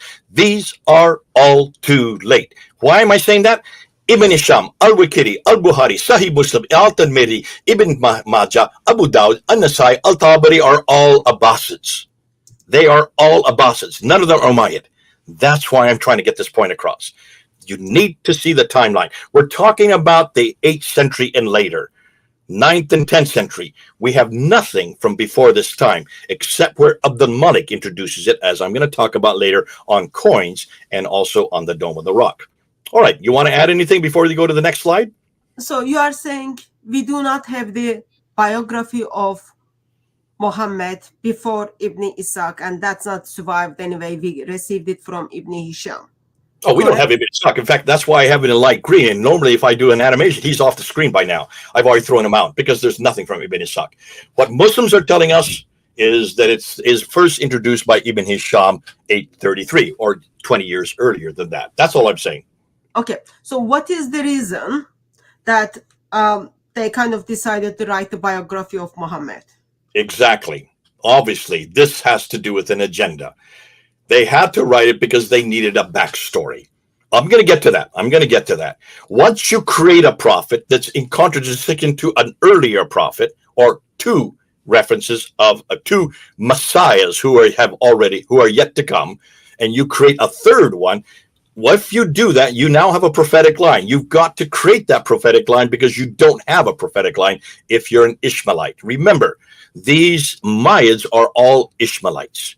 They are not from the line of Isaac. They're from the line of Ishmael. Now, as a result, once you then introduce that Muhammad, you then have to give him a story. That only begins to appear 70 years after the Abbasids come to power. They probably may have had something written by Ibn Ishaq. I don't know if they did or not. There could have been a historical Ibn Ishaq, but they obviously destroyed it because it wasn't good enough. That's why they had to go to Ibn Hisham. However, tonight, I'm going to throw everything out. Everything you're looking at right now is what I've been telling you for years. Am I correct, Hatun? Let's say not fully, but anyway. Is there anything else I've said that's different than what you're seeing on the screen right now? No, so I've just kind of got a couple of more questions before you kind of move on. All right. Okay, so I'm not clear regarding the answer why after 200 years someone decides to come up with the biography of Muhammad. Okay, can you hold on to that? We're going to answer that later on. Okay. So what do you do with the writings? For example, Tabari talks about it, or he took like some of the stories from this person. Like, you kind of simply reject them because we don't have anything to write from them and they are oral tradition, or you just don't take Tabari as a kind of reliable source. For example, like I remember reading Tabari's talking about Urwa. So we don't have anything from him, but Tabari mentions that. So we ignore that because there is nothing to write from him, or because it is like all about oral tradition. I'm just going to say the same thing that we have said that all of us have been asked of us, and that is we don't trust oral tradition. Therefore, you have to have something that's written down. But I'm going to get to that. I'm going to say about Al-Tabari. Now, let me just say this one real quickly. You notice, why is it so many people love Al-Tabari? Why do we love him? No, it's not that I'm asking like they love or not. I'm just asking. So he talks about the. Stop and answer that question then. Everybody loves Al-Tabari because he gives you so many contradicting stories. Am I correct? That's not the point I'm trying to make. I'm just trying to make. So we kind of, as he talks about the Muhammad's customs, or let's say all the contradiction story he's talking about, are you simply rejecting them because nothing survived until that stage, or you are kind of rejecting them because you think that's oral tradition or not reliable? I'm saying we don't know if anything about Al-Tabari ever really existed. However, I'm saying also, isn't it interesting, the one thing that you do have that everybody has to go to is Al-Tabari, yet he has contradictory story after contradictory story. He puts out almost everything out there, and he lets you decide which is the truth. Now, doesn't that tell you something? That looks like there's a huge amount of contradictory stories about what Muhammad said and did in Al-Tabari. But hold on a minute, hold on to that, because Al-Tabari had nothing to do with someone in the 10th century. Okay? Once I get to these next material, then you can start asking your questions. Because you're trying to jump the gun here, which is fine. I understand your impatience, but you know where I'm going with this, Hatun, because we did this about 3 weeks ago. So let's go ahead to the next slide. Anything else you want to say about this slide, though? I would like to say my patience quite high, Jane. Good, right? Then be patient. Now, the other problem is the location. and you've seen this before. This is nothing new that I'm not introducing something new here. I've said, notice that all these Abbasid writers, none of them were living and did their work down in a place called Mecca and Medina. They weren't even down in the area they should be to talk about who Muhammad was and what he said. They should be down at least where Muhammad lived and where Muhammad was speaking. But none of them are. They're living way up in Baghdad. They come from Cairo. They come from Tabaristan. They come from Bukhara. They come from Basra. That is 900 to 1200 to 2600 to 1700 miles away. Everything they did was from where the Abbasid area. And notice they're all up in the north. Why do you think they're up in the north and not down in the south?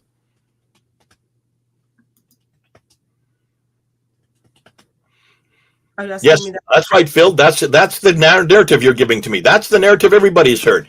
That's nothing new.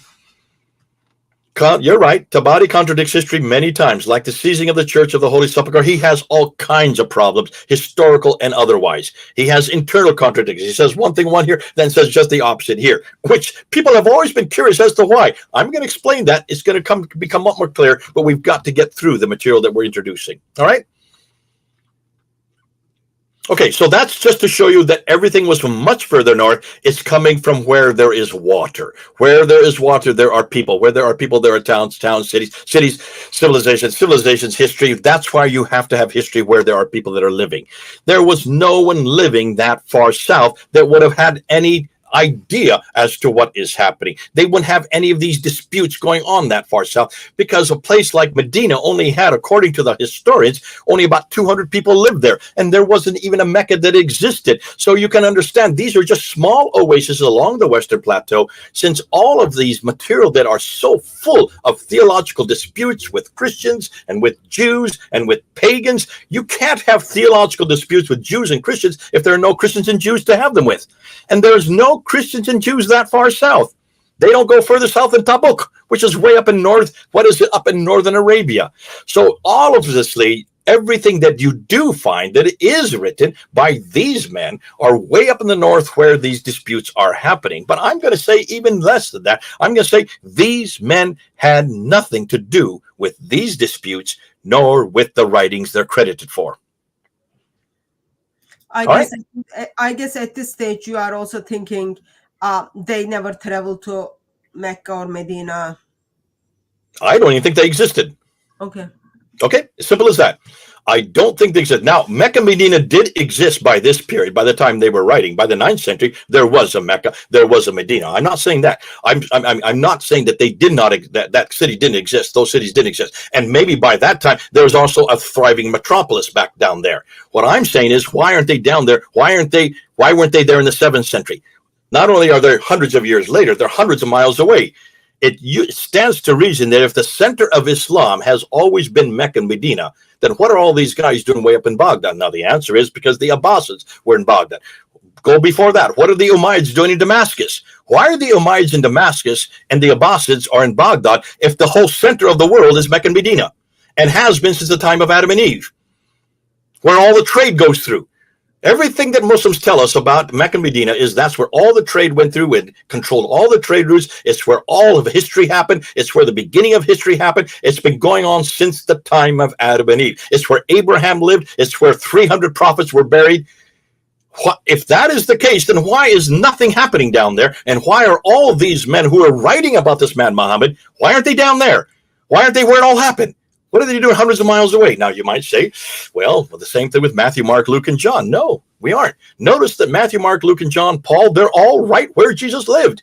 They're all right where he was going, where he was speaking, where he lived, and where he did all his work. They were right there in the same place that Jesus lived and worked. Isn't that interesting that all of our traditional writers, because we have the same genre, we have the exact same genre as Islam has. We also have the Sirah of Jesus, written by Matthew, Mark, Luke, and John. We also have the Hadith of Jesus, written by Matthew, Mark, Luke, and John, the red letter. We also have the Tafsir, which would be Paul's commentaries, the book to Ephesians, the book to Philippi, the book to Corinth, the two books to Corinth, the book to Rome. These are all written as the Tafsir that takes what Jesus said and unpacks it for each of those cities. So we have the same genre, and we also have the Tariq, which would be the history of the early church written by Luke. So we have the exact same genre that they have, but all of our writers were where it happened.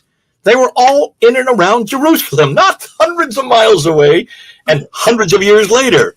That's all I'm trying to say. So take that under bed, and you're going to see this gets even worse, though. Okay, wouldn't you say also impacts of so we are approximately 150 to 150 years after death of Muhammad. So Islam already took over these places. So there are individuals who are kind of at this stage they are Muslims, so they are just traveling to the Holy Land to learn more about their prophet, or traveling the Holy Land to figure out what is it. Could well be. And I'm going to hold that in your lap, and you're going to see why that question is going to become ridiculous in just about another half hour. Okay. So, even these late dates, are they correct? Now we're getting into it. Here's the problem. Many Muslims point to book after book on their bookshelves. I've had so many Muslims who've been putting up videos against what I'm saying.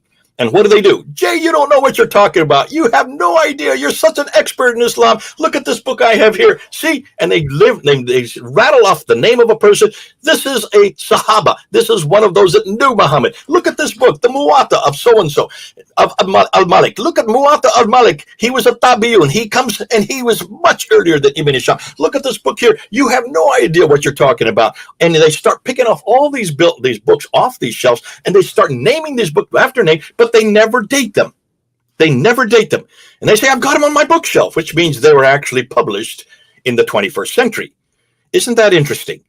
Why is it that these Muslims never name the dates? They never put the dates for any of those writings. And why is it that they never put the place of the person that they're writing about? That's why they hate it when I put dates on. That's why they're going to continue. That's why we're doing this tonight. You've got to put dates. I don't care what you find. You can name any name you want. You can give me your grandfather and say that he knew Muhammad. And should I believe you? I could put any person I want to and say that I come from Jesus's line. Well, not Jesus, he didn't have any children, but I come from the line of Mary. I could say that if I want to, and I was right. I have a great-great-great-great-great-grandfather was right there that saw Jesus be nailed to the cross, and I heard what he said, and I was right there with the group of the 12. I could make that up and just claim that he was another disciple of Jesus. Ooh, what have I just said? We do have that. There are all kinds of writings like that. The Gospel of Thomas, the Gospel of Judas, the second epistle of Peter. All of these are the Gospel of Barnabas. These are all well-known documents, Gnostic writings, most of them, that are all claiming to be from people that actually knew Jesus, but written hundreds of years later. So that exists. There's all kinds of that kind of literature that are swimming around the world today that we know about. So that's why I'm saying be careful, Muslims. Don't just take things off the bookshelf and claim that these are people that predate what I'm going to put up there. Because I'm putting up there what you claim. Everyone, are you listening to science? I'm putting up your claims, not my claims. These are your claims. I'm taking you at value. So let's go on and say they take them off their bookshelves and they claim that they were written by those who knew Muhammad, that they saw what Muhammad did and heard what Muhammad said. But they never show us the original extant codices or manuscripts. They just put printed books that were printed in the 21st century. Many of them probably printed even last year. New ones that keep coming, being printed and are being put throughout the publishing world, especially in the Arab world. And they don't have any forensic evidence for any of them because there's no extant manuscripts. Nor do they ever give us any dates concerning when exactly those books were originally written, not the ones that are published today. I want to know when they were originally written. The Europeans have been the only ones that have done this. Muslims do not want to do this. And you can see why, because of what we're finding. To be valid witnesses for Muhammad, we must have these traditional writers' original extant manuscript. That means the manuscript in our hand. Extant means that we can handle, that we can look at, that we know actually exists, that it's in a library where we can touch. Not me, not you, though the experts can touch, all right?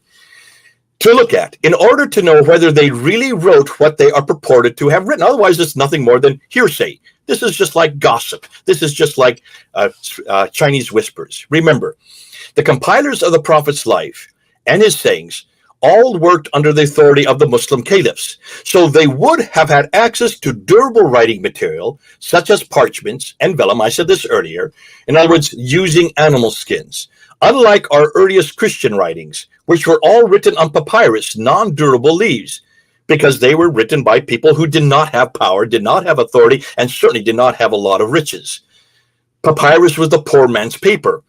So the Muslim writings were not from that genre. They were all written by people who were part of the courts of the caliph. They were not poor people. They had all the wealth at their disposal. So the Muslim writings should still be in existence even today, a mere 1400 years later. That's why I asked you about Constantine. Listen, you can go right here to the Ridback Gallery in British Library, and you can go and see the Sinaiticus there. It's right there on public display. It is from 325 AD, 300 years after Christ, but it was created, most people believe it was commissioned by Constantine, the emperor, for the Council of Nicaea. The Vaticanus in Rome is about the same time period, 325 to 350 AD.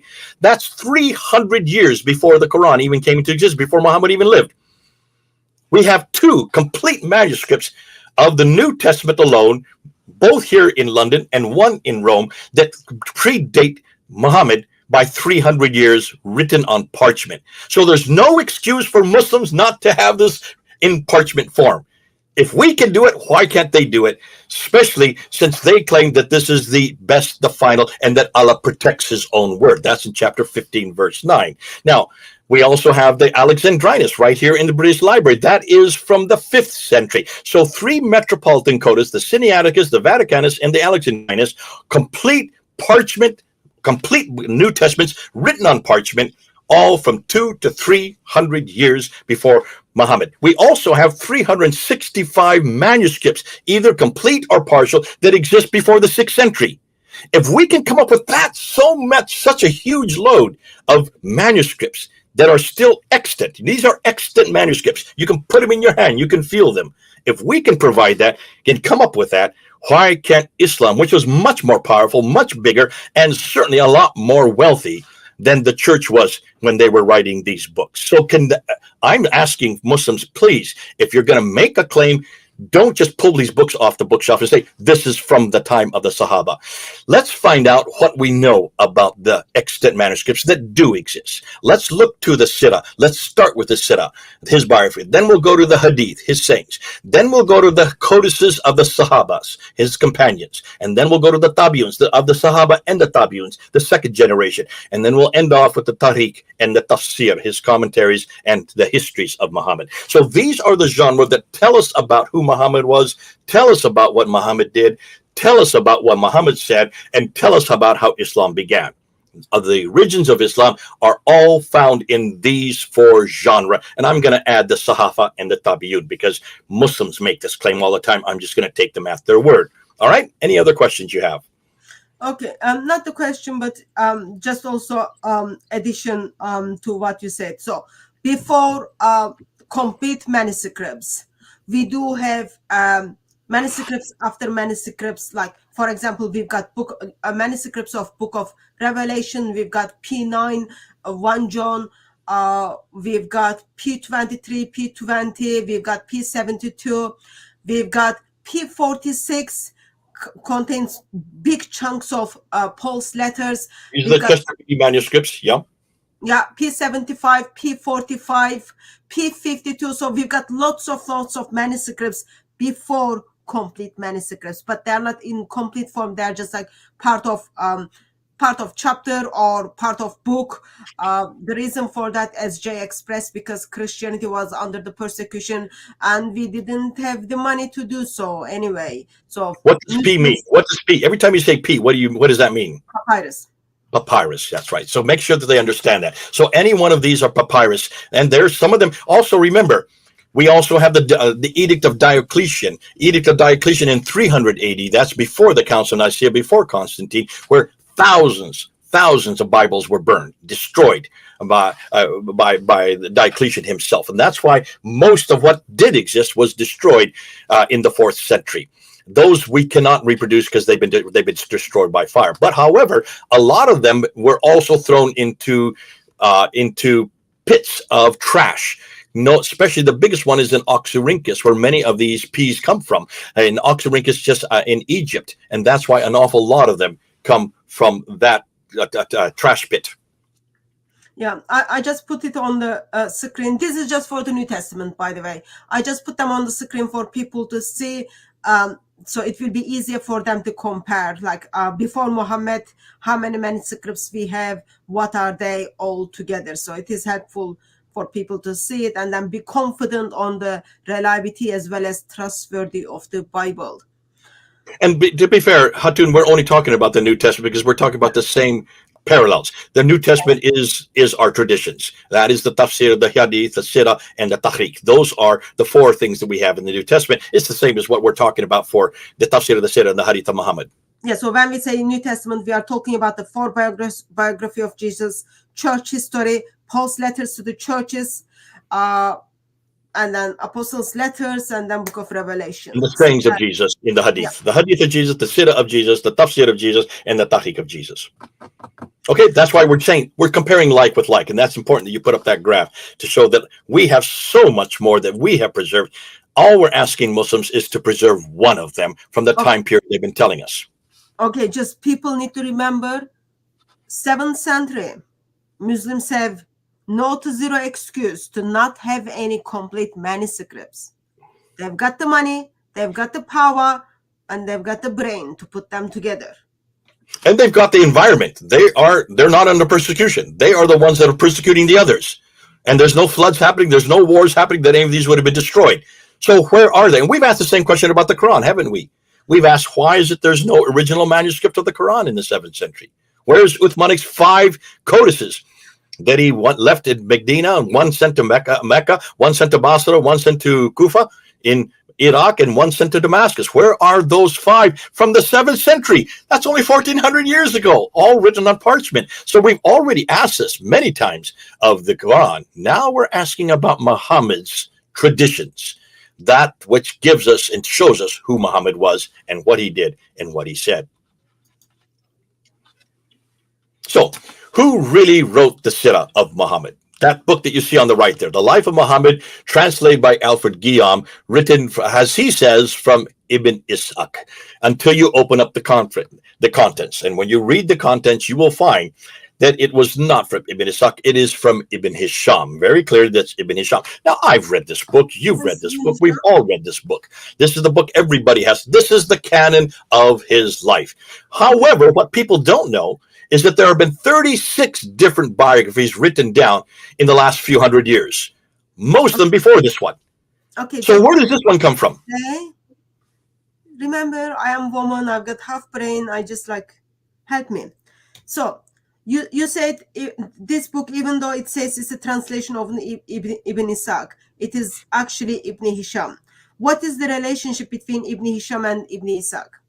Okay, exactly. Ibn Ishaq had 2 students, Baida, who is the one that actually the student that gave much of what Ibn Ishaq did. So therefore, he's a 2nd generation after Ibn Ishaq, and he's writing in the 9th century. Ibn Ishaq died in the mid-8th century, so about 70 years earlier. So he never knew Ibn Ishaq. But what's interesting is Ibn Hisham says, according to Guillaume, according to this book, if you read the introduction, that Ibn Hisham did not like much of what he heard, so he only kept what he liked and threw out the rest and put his own story together.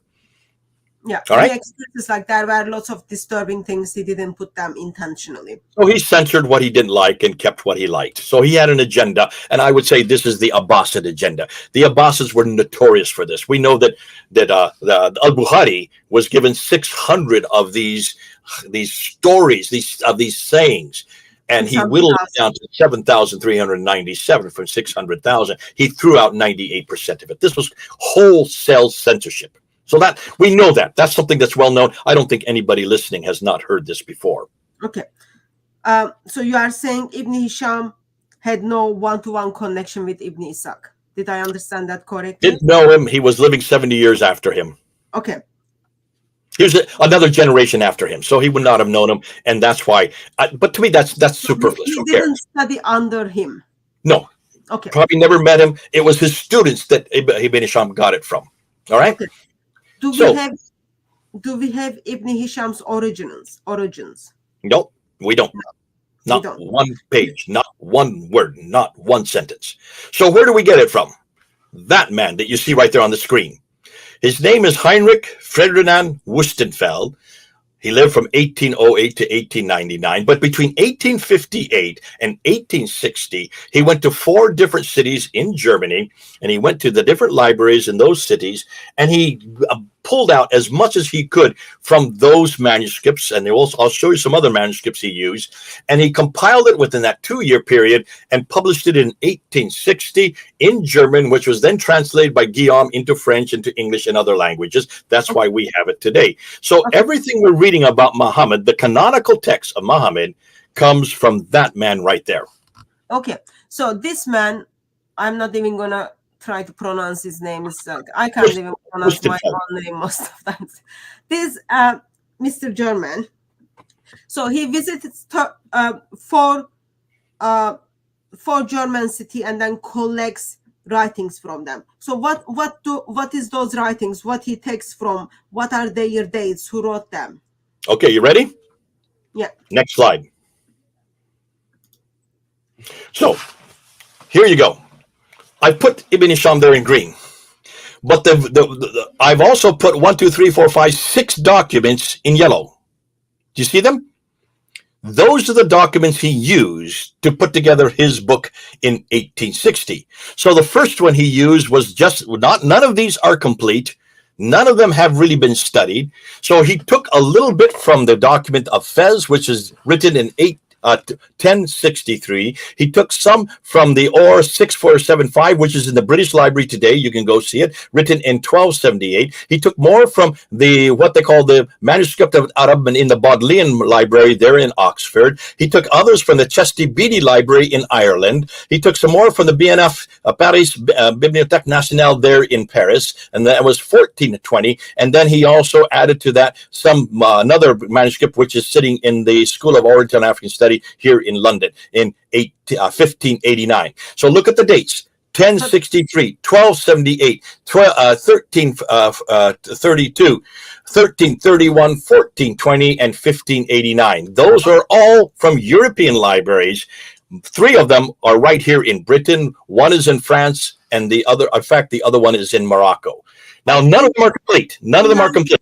Okay, in 1900s, those manuscripts were in Germany, correct? Well, those are copies that he got. He didn't get the originals. Those are copies that he found in Germany, because he didn't leave Germany. He just went to different cities in Germany and took those from those. Those are the only ones that exist. They're the only ones that are available that anybody can use. And here's what's interesting. You may not like Wustenfeld. You may not like what he did. You may say, well, that's too bad. We don't trust it. Then why don't people go back and study each one of those 6 manuscripts and see how much they differ from what Wustenfeld finally ended up with?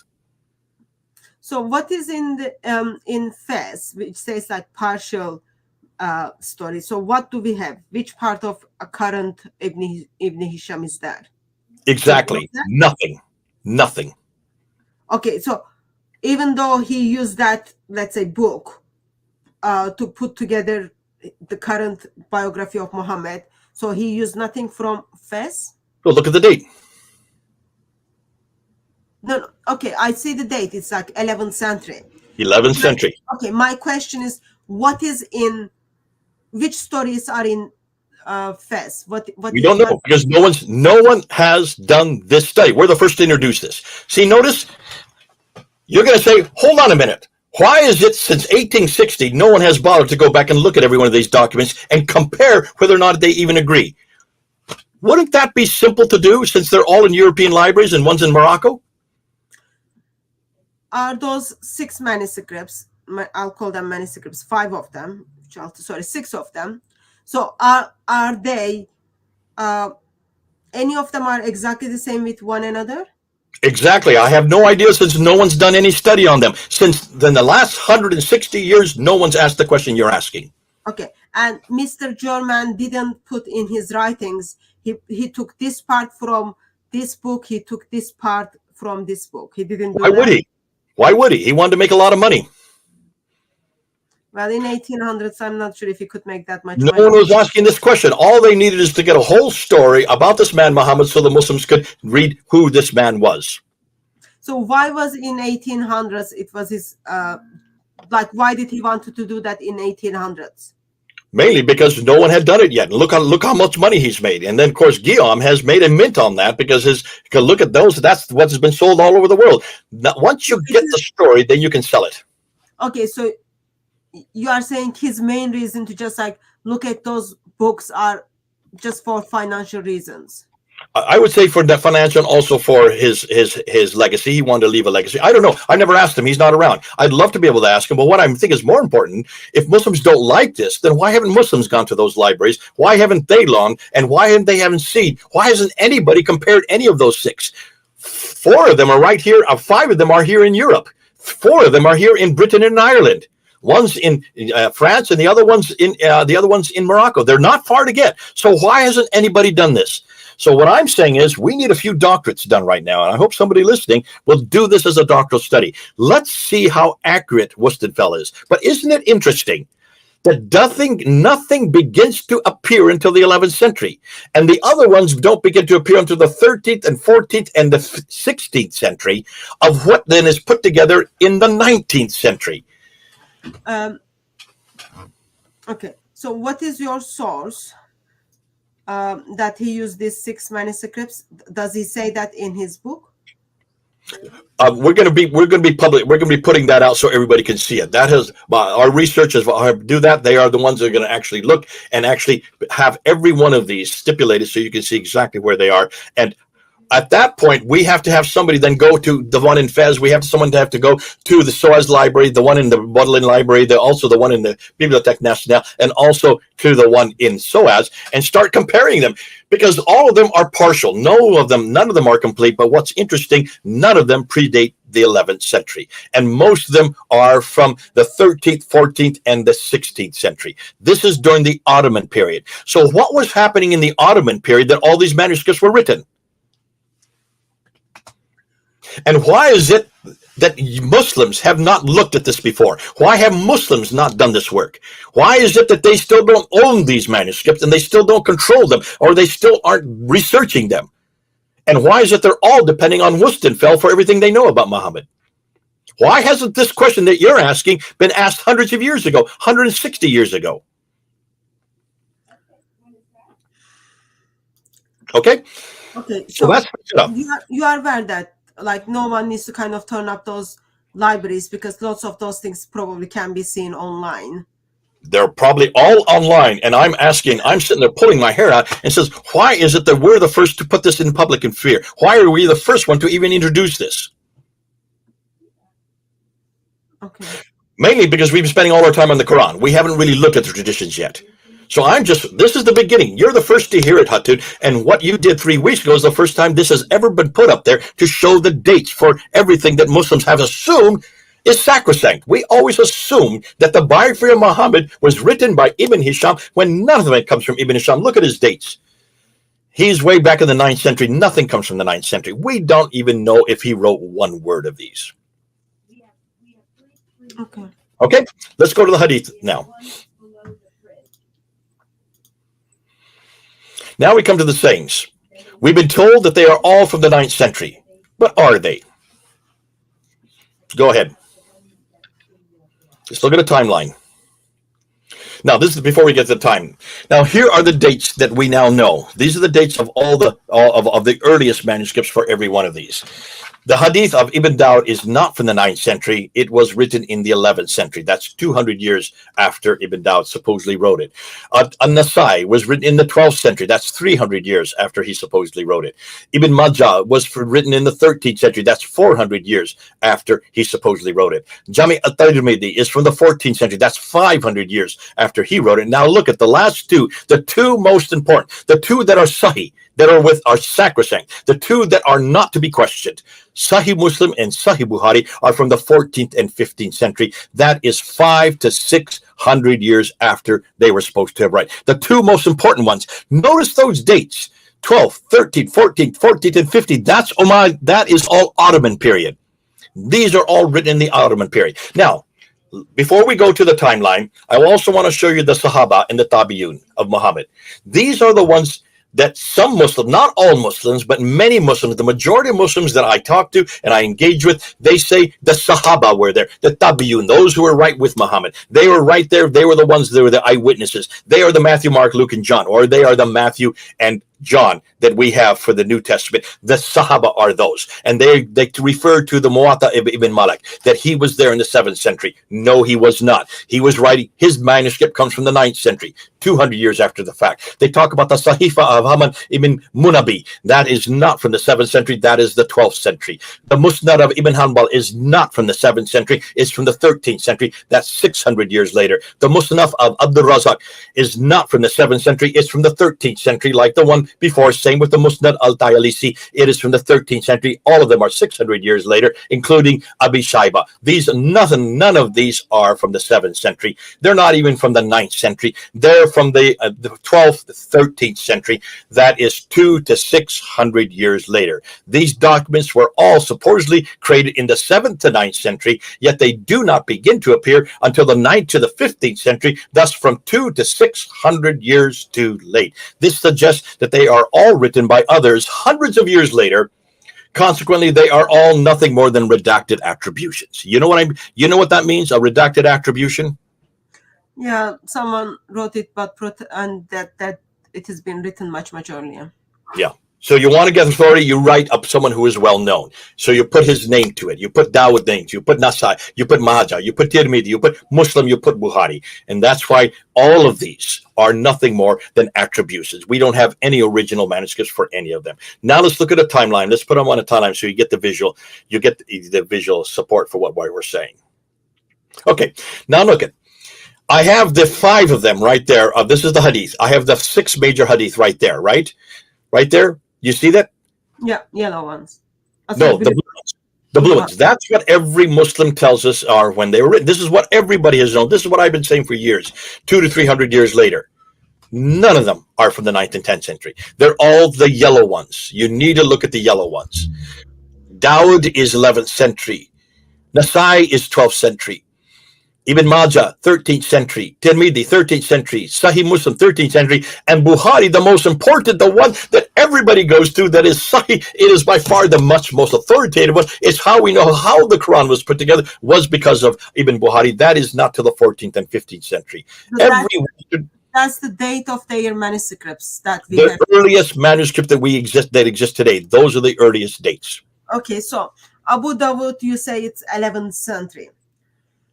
That's like how many? Three centuries too late from what is No, it's 2 centuries too late. 200 years too late. 899, 11. Okay, 2 century. So the manuscripts. How much of that manuscripts has what we have Abu Dawud? Exactly, we don't know because no one's done any study on it. What about Sahih Bukhari? Same with Sahih Bukhari. No one has done what you're asking. We just know when the earliest manuscripts. Now, I'm assuming that all 9 volumes are in the 15th century. I'm hoping that they're there, but I could well be wrong. I could do the same. I could well be in the same problem that Wustenfeld was, and that is there was no complete manuscript. Okay. He was the one that put it together in the 19th century, so there would be a complete manuscript. If sake of the argument, if it is all there on 14th and 15th century, then there is a question of why it has been officialized or canonized in 1800s. It wasn't. Bukhari wasn't the 1800s. That's the Siddha you're getting mixed up with. No. Bukhari was canonized in 1313 after Hijrah, 1300 after each Hijrah. Current Bukhari, which we are reading, that is canonization. Okay, then what we need to do is, where did they get what manuscript? This is the earliest manuscript that exists. Where are there subsequent ones? We haven't even had a chance to do it. We have so much yet to do. This is the earliest that we can find. There are probably others that come subsequent to the 14th and 15th that may be in the 17th and the 18th that were then finally canonized in the 18th. But that we've had no chance. We've not had the time to do it yet. Are those manuscripts held by West, or they are in Muslim countries? Some of them are in Turkey, in your country. A lot of them are in Turkey. Other ones that we have found, the only ones that we can find are the ones that we see there. And that we're all going to publish that. That's all going to come up so you can see exactly where they're all housed. I just didn't have time or the space to put them up here. Okay. Okay. Lots to come. Lots to come. So 400 to 800 years. I mean, every one of those yellow marks that you see there could be a doctoral research. Every one of those. And what I'm asking is, why in the world have Muslims not done this? They've all been sitting on the 9th century and 10th century thinking that's all they need to do without ever supporting any of those from any extant manuscripts from the 9th and 10th century. All of them come from 200 to 400 to 800 years later.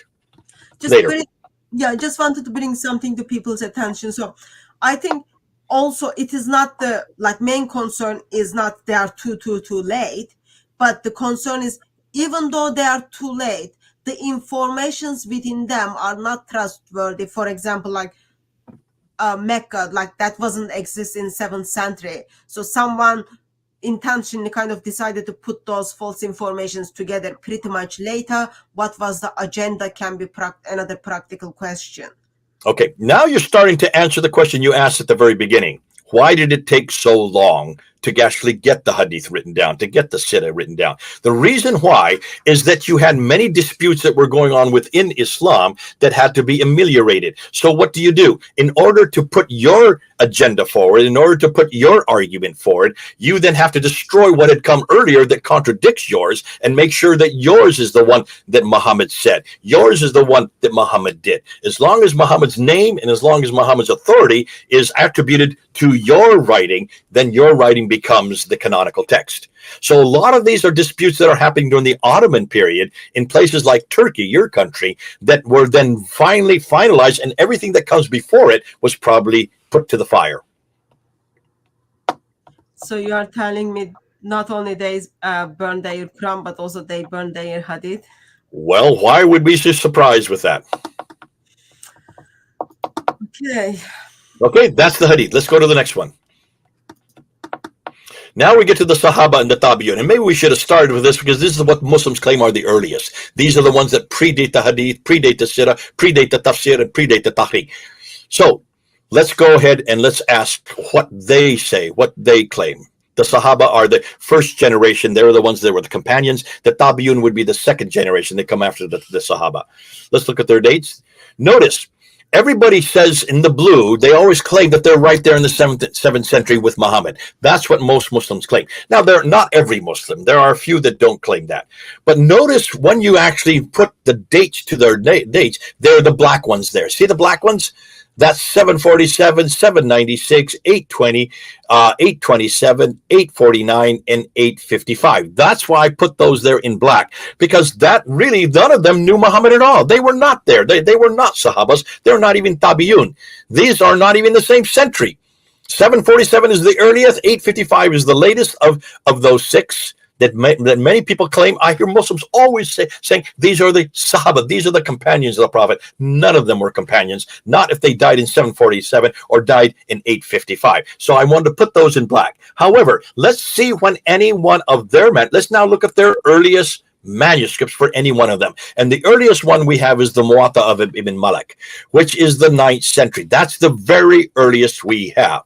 That is 200 years after what he's attributed for. Then we have the Salafa of Haman bin Munabi. That's the 12th century. And then we have the Musnad of Ibn Hanbal. That is the 13th century, along with the Musnad of Abdul Razak. That's the 13th century, along with the Musnad of Al-Tayalisi. That's 13th century. And of course, Abi Shaiba, that's 13. These are all Ottoman, except for the first two, they're all Ottoman documents, which are all attributed to the Sahaba, of possibly men that did exist, but they never wrote those. Not one of them wrote those manuscripts. They may have written the Munabi, they may have written the Muwatta, but none of their manuscripts exist. They have all been destroyed and replaced with these ones. And that's why these ones are the ones that are now canonical today. What we need to ask is, why in the world were the early ones destroyed? And I would suggest that the earlier ones were destroyed because most of them were Umayyad documents. And as we know, the Abbasids destroyed any of the things that the Umayyads had. So these are mostly Abbasid documents and, of course, Ottoman documents. And again, why do they do this? Because they have to have something that is claimed to have come from the Prophet himself, that is claimed to something that he did or something that he said. Therefore, you give the reference of a person that was a companion, and you give the reference of someone who's a tabi'un to give authority to what you're writing, so that your viewpoint or your discussion or the type of theology you're trying to introduce or the practice that you're trying to introduce is given credibility. Nonetheless, they are not giving names of people that actually knew Muhammad or actually were living with Muhammad, because every one of the names that they were giving came, if they did live, they came from the 8th and 9th and up until the 8th and 9th up until the 9th century. All their writings don't come until hundreds of years later. In this case, 200 to 600 years later. Okay. I just want to draw attention to the phrase you are using, destroyed. It is like you are not saying, oh, they didn't survive. You are saying they were destroyed. The reason I think that term is that the reason, because it was capable to survive the material they used, but destroyed because there were people who were not happy with it. And we know from the Islamic tradition, it was very common practice for Muslims to destroy their own materials. Yeah, I mean, you say that with a smile, but that's exactly the truth. That is exactly the problem. So that's why I'm not disputing that these people did exist. I'm not disputing that. By the 8th and 9th century, Islam was already starting to be formed. So that is not in dispute. What I'm disputing is what they are purported to have written is not from them. Okay. Okay. Let's go to the next one, and that's now the Tafsir and the Tahqiq of supposedly Al-Tabari. See, Al-Tabari is the one that supposedly is the one that gives us the Tahqiq, the history, and the Tafsir, the commentaries that to unpack it. That's why he's so important, because he gives us so much of what is contradictory that doesn't agree with each other. It suggests to me that this was nothing more than many different disputes happening with many different people, and all put on to the shoulders of Al-Tabari. That's what I've always assumed for years and years and years. Boy, was I wrong. So now let's go to the next timeline. Here we go. So let's now put Al-Tabari's extant Tahqiq compilations onto a similar timeline. Notice, Tabari is in brown there. He died within 300 years of Muhammad's death. That's bad enough. We always thought that was bad enough. But where do we get Al-Tabari from? Well, we get it from a Dutch scholar. Remember, the other one was a German scholar. Is a Dutch scholar named Michael Jan de Rugge. I don't know how to pronounce, but I've been told it's Rugge, the professor of Arabic at Leiden University in the Netherlands, who between 1879 and 1901 wrote what we know as the Leiden edition. That's the earliest Al-Tabari manuscript we have. Yet de Rugge used two 13th century Arabic manuscripts, which are in Turkey today. They're still there today as his model. So he had to go back to Turkey to the 13th century to find out anything that Tabari said. 13th century is Ottoman. That's why they're in Turkey. So even Al-Tabari's Tahqiq and his Tafsir are not 10th century originals, but are much later 13th century compilations, which were merely attributed back to Al-Tabari 300 years later to give authority to them, yet they are still 600 years too late. What's more, it took a Dutch scholar, not a Muslim scholar, to compile them 1,200 years later. So to me, I'm just saying, why haven't we heard this before? We have been assuming that all of this came from people from the 9th and 10th century. None of it comes from anybody from the 9th and 10th century. There may have been someone named Al-Tabari in the 10th century. I'm not disputing that. I have no difficulty with that. What I'm saying is what we read that he's written had nothing to do with him. It was written 300 years later, and 400 years later, and attributed. These are nothing more than redactions. So 1453 is the when Istanbul is being conquered, and your dates for manuscripts is 1244 in Istanbul. Is like, should I think that as Byzantines were holding the manuscripts, or once kind of Turks took Istanbul, they kind of brought the manuscripts there. They brought them with them. Now, that's why De Goehe got in 1877, 1901, he had to go to Turkey. He had to go to Istanbul to read them. Okay. So, what do we have? So, Tabari is like, I think it's 40 volume. Is these two books altogether 40 volumes, or they are like doubled of these 40 volumes? What is Exactly. Even I can't answer it. Nobody has bothered to go back and research them. There's another doctor to be done.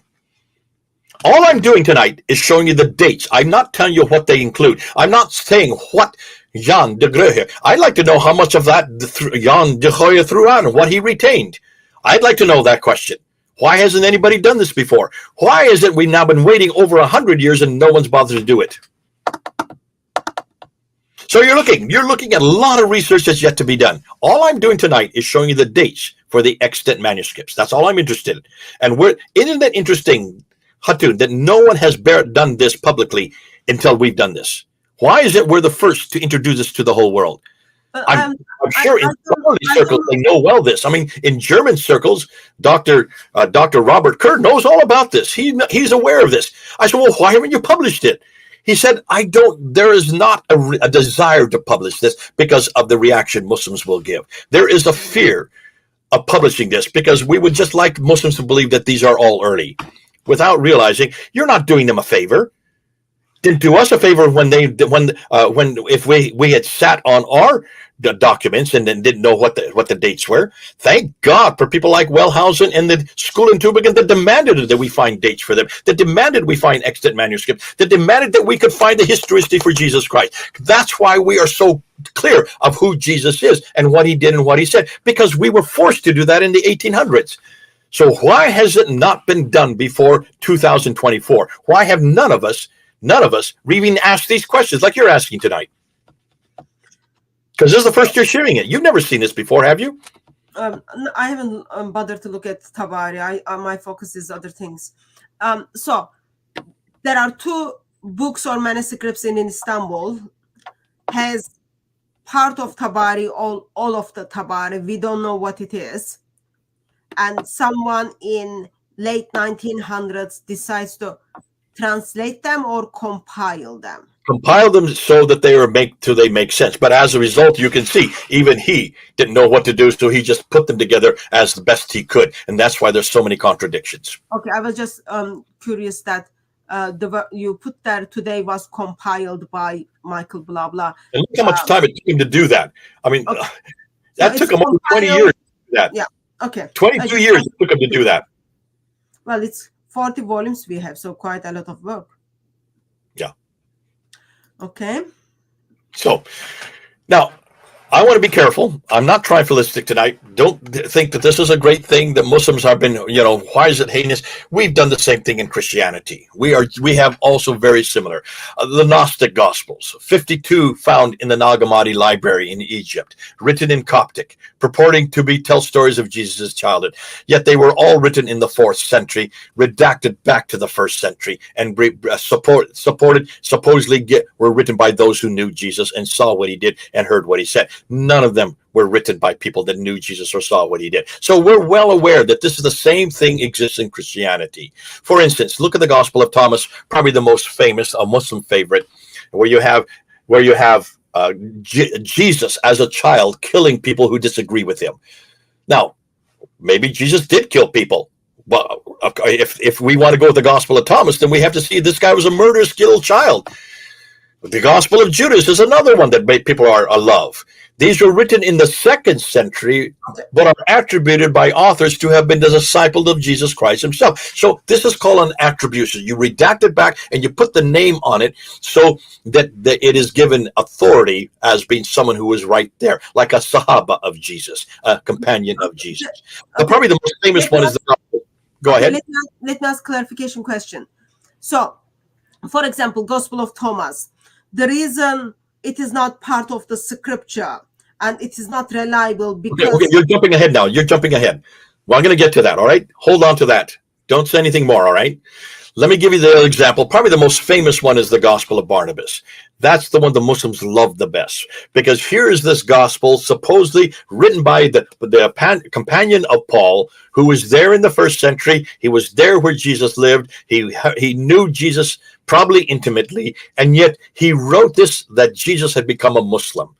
And he had all kinds. The guy was really, you can see whoever wrote it, had never been to Israel. He'd never been to Jerusalem, and he certainly hadn't been to Capernaum, because he put Capernaum way up in the mountains and Nazareth on the Sea of Galilee. So obviously he didn't know his geography. There are so many errors in it, but Muslims love it because Jesus is a Muslim in that gospel. It wasn't until they did some forensic study on the earliest manuscript, and they found that it was written in 1634. It's a 7th century manuscript written by a Spanish monk who had converted to Islam in Spain, redacted back to Barnabas, and has become a favorite of all the Muslims today.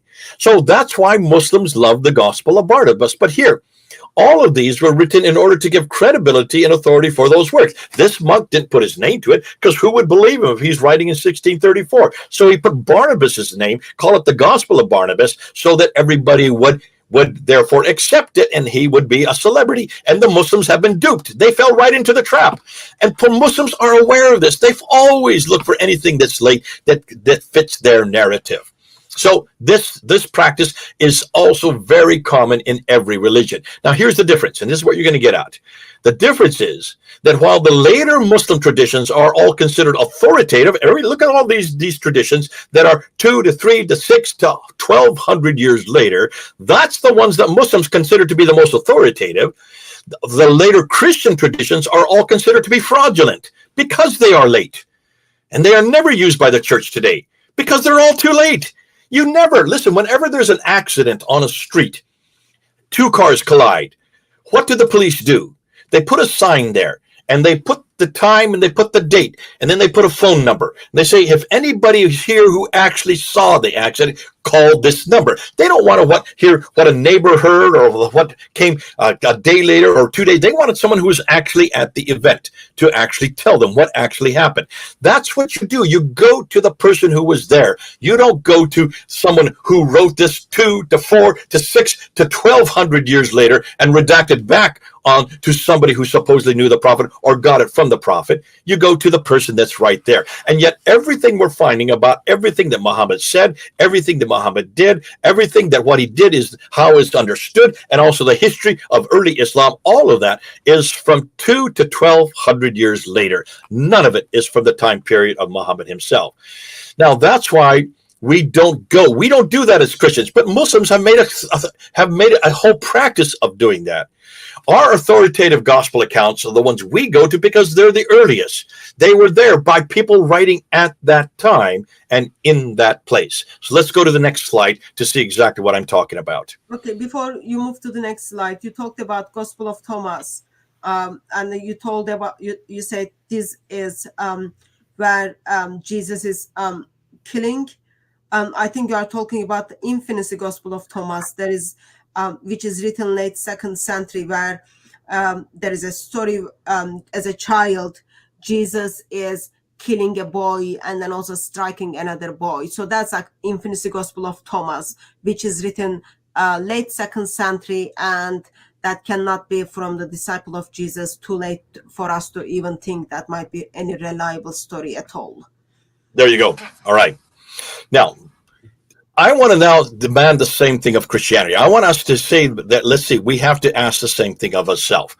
We also have the exact same genre. We have the Siddha of Jesus. That's Matthew, Mark, Luke, and John, which is the black letter part of Matthew, Mark, Luke, and John. We have the Hadith of Jesus, which is Matthew, Mark, Luke, and John. What Jesus said in many Bibles, it's written in letter. I've got a Bible right down here. It's all in red, what he said. That's the Hadith of Jesus. We also have the Tafsir, as I said earlier. That's Paul's letters that were writing about what Jesus said. He applied to Ephesus, to Philippi, to Corinth, to Rome, to many churches that he started. He wrote letters to them to to understand and unpack what Jesus said so that it could be lived out in their daily lives. That's called the tafsir of Jesus. And then we have the tahqiq, which would be Luke himself, who wrote the story, the history of the early church. So we have the exact same four genres of what we've just gone through with Muhammad. So when you look at Jesus and you look at the dates, now I'm using the most liberal dates I can find, Hatun, all right? I'm not using dates that I necessarily agree with, but this is the most liberal great dates to make my point. If Jesus died in 33 AD, according to Tacitus and according to the historians, nobody really disputes that today. 33 AD is when he died. The first genre of these four that start to appear is the Tahqiq, the book of Acts, written by Luke. And he wrote it between 52 and 62 AD. When he died in 62 AD, that's within 20 to 30 years after Jesus died. You have the history of the early church. Then you have Paul, who was executed in Rome in 65 AD. But he started writing within 15 years of Christ's death. So from 15 to 34 years, between 48 AD and 65 AD, the tafsir, all his letters are written. That means by 65, within 30 years of Christ's death, all his are finished. Then the the sirah and the hadith of Jesus start to appear. The first is Mark. Not everybody's going to agree with me on that. That's okay.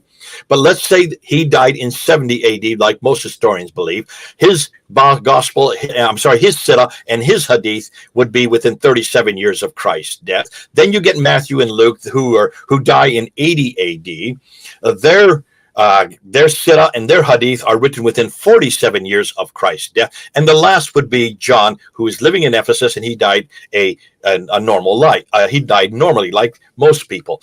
The others were all killed, but he at least survived up until 90 AD, living in Ephesus. So his sirah and his hadith were written within 57 years of Christ's death. Notice, all of these tahqiq, tafsir, sirah, and hadith of Jesus were written within 29 to 57 years of Christ's death. What's most important, every one of those names that you see there, all of these New Testament writers lived in the same place Jesus lived. They didn't live hundreds of miles away. And they either knew him personally, like John and Matthew, or they got the material from others who did know him personally, who were eyewitnesses to what he said and what he did. There's the difference. That's why we go to them, because they are so close to the event. They are not only close, they were there. They saw him. They lived amongst him. John and Matthew, they were there with him for 3 years, listening to what he said and seeing what he did. So that's why we can trust them. All right, now let's go to the next slide. Now I can put it all together here. Okay, just let me pause here. We've been at Speakers Corner for a long time, and then we had conversations with Muslims for a long time. Why are you not using the same criteria that you used for Islamic tradition for the New Testament?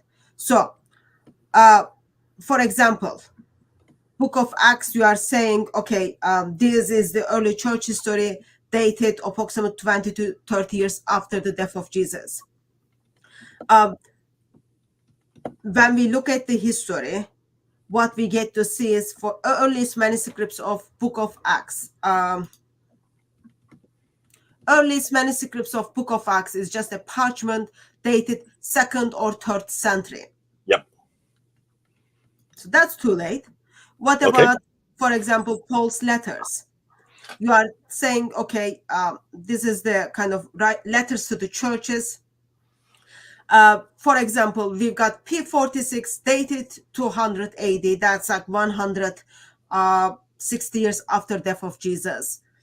And our earliest manuscripts, like under the P46, is Romans 1 and 2nd Corinthians, Galatians, Ephesians, Philippians, Colossians, Hebrews, and 1st Thessalonians. Yep. So that's like too late. And like we can kind of have the same late numbers with Islam. But okay, here we go. Are you ready? I'll answer that real quickly. I've already said one half of my answer, and that is because the earliest manuscripts were written on papyrus, therefore they would not last more than 100 years. That's why all these P's that you're talking about are papyrus, this papyrus, that papyrus. They're just fragments. Fragments upon fragments upon fragments. But we don't just have manuscript evidence. And really, the manuscripts that really are extant that we can still look at that are complete are not till the 4th century. That's the Sinaiticus. The point I'm trying to make is Manuscripts are survived. The ones are survived are for the dates they are later. And for example, like Mark doesn't say, oh, I am Mark, I am writing the biography of Jesus. Matthew doesn't say, hi guys, I am Matthew, I am the one who was the tax collector who wrote the biography of Jesus. So it is the like same thing when it comes to the Islamic tradition. Okay, are you ready? Here we go. That's So, what Muslim is going to tell you. Exactly, and I have no problem with that. Of course, they're going to come back. That's why I'm not just dependent on the manuscripts. We have to go beyond the manuscripts. We have other material. We have lectionaries, for instance, lectionaries which are written as liturgy in church, where you would repeat exactly the verses that are taken out of scripture and put into a book, so that Christians on Sunday morning would then repeat the scripture depending on the theme of that, whatever that sermon was that day. So those have been preserved. Those are a completely different genre than the manuscript. We have 2,135 of them that exist by the 6th century that we can look at. Every one of them exactly parallels what we have in the manuscript edition. But most importantly, probably the most exciting part, even the manuscript evidence that we do have, take a look at the translations. We have Coptic translations. We have Ethiopic translations. We have 19,000 manuscripts in 11 different languages, starting from the 2nd to the 3rd to 4th, that continue right up until the 4th century. All of these 19,000 translations in 11 different languages, they have all been read. They have all been compared. They all say the same thing. If we had wanted to corrupt one word or a sentence, if we had wanted to change it, we would have to go to every one of those 19,000 manuscripts in 11 different languages, change every one of them so they so they would agree with each other. Now, what's fascinating, those languages are in many different countries that are under many different authorities. There was no caliph that we have in Christianity. We didn't have a pope like we have today back then. And that's why all of these different churches could have changed it, manipulated, deleted it. The fact that they all agree, all 11 languages, all agree with the Greek manuscripts. The Greek manuscripts, as you said right there, 8,000 Greek manuscripts. What's the latest number?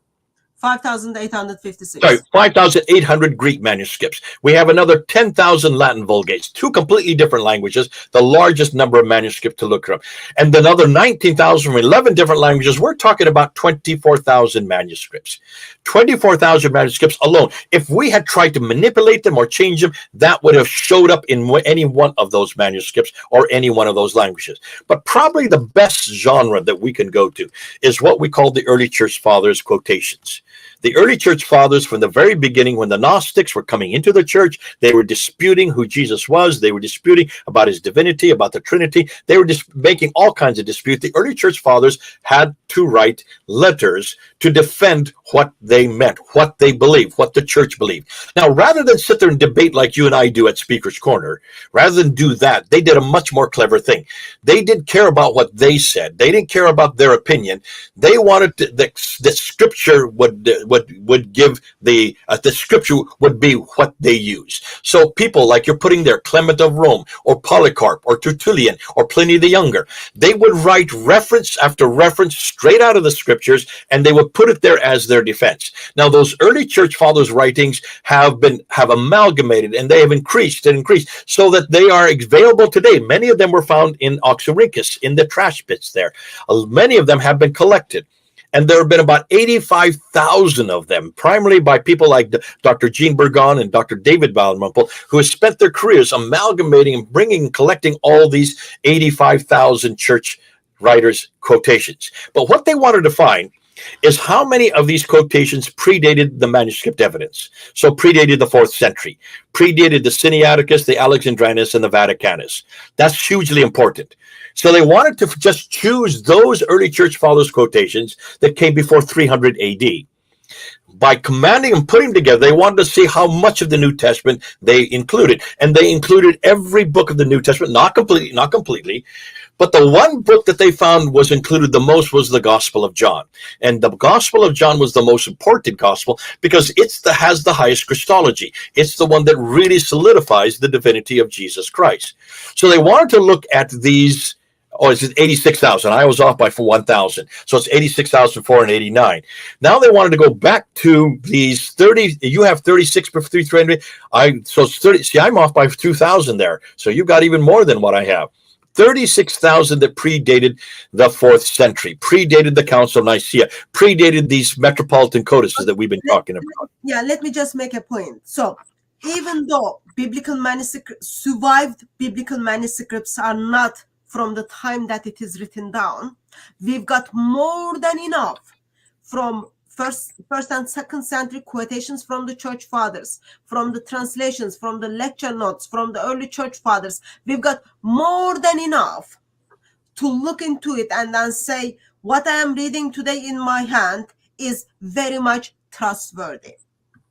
It doesn't get the cities wrong. It doesn't get the peoples wrong. It doesn't kind of pretend, oh, it was once again upon a time. No, it tells me what was happening in that time. Therefore, I can trust it. Therefore, I can look at them and then I can say, oh yeah, this Gospel of Thomas cannot be from 1st century. Oh, this Infinity Gospel of Thomas cannot be from 1st century. They cannot be as reliable sources because the mistakes those documents contain. Yeah. And that's why it's so good that we have, now we're talking about 3 different genres we're looking at. We're looking at the manuscript evidence, 24,000 of them, 19,000 of them, which are in 11 different languages. At some point, they should disagree if they were written by different authors or they've been accreted or deleted. They don't disagree whatsoever in all 11 languages. We've got the 2,135 lectionaries. We've got 86,000 early church fathers quotations. Say again? More than enough. And 36,000. But what I love is what they found about the Gospel of John.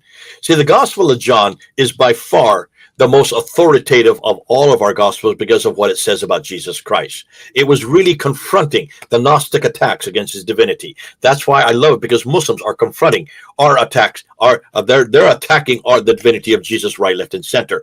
That's why the Gospel of John is such an effective gospel for them. When they looked at these early church quotations that predated the 4th century, they were able to reproduce the entire Gospel of John from these early church fathers quotations, except for 11 verses. That's why I love the authority that we have today. And so you can throw out all the manuscripts. Please don't. We want to keep them. But you can throw them all out and still go back to the early church fathers quotations along with the lectionaries and still reproduce them. If not in Greek or in Latin, we can certainly reproduce them in another 11 different languages. That's the beauty that we have of the New Testament, our tafsir, our tahriq, our hadith, and our sirah. So can you see why we're saying this? If we can reproduce this in so much detail and in such huge, massive amount of manuscript evidence, then why in the world can Muslims not say the same? Where are their early church fathers, the early imams quotations? Where are there any? Where are their lectionaries that Islam has? A different genre from the manuscript evidence. They just don't exist.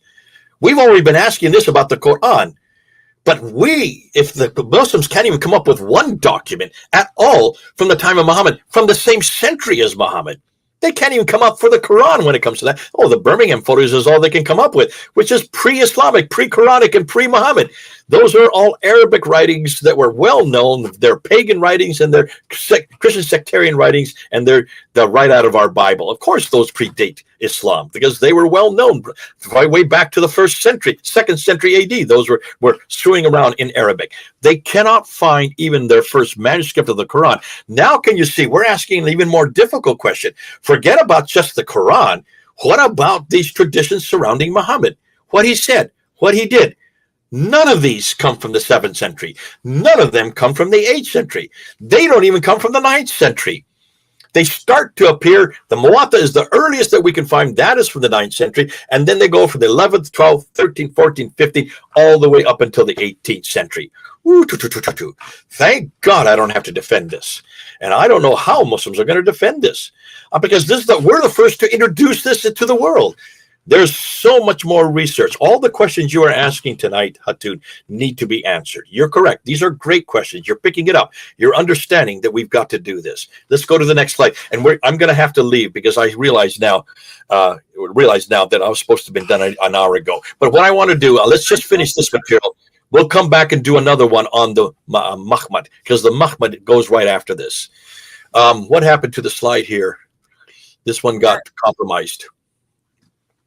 Okay, so let's end off with the slide, even though we'll just take off that red border. Go to that next slide that you have here.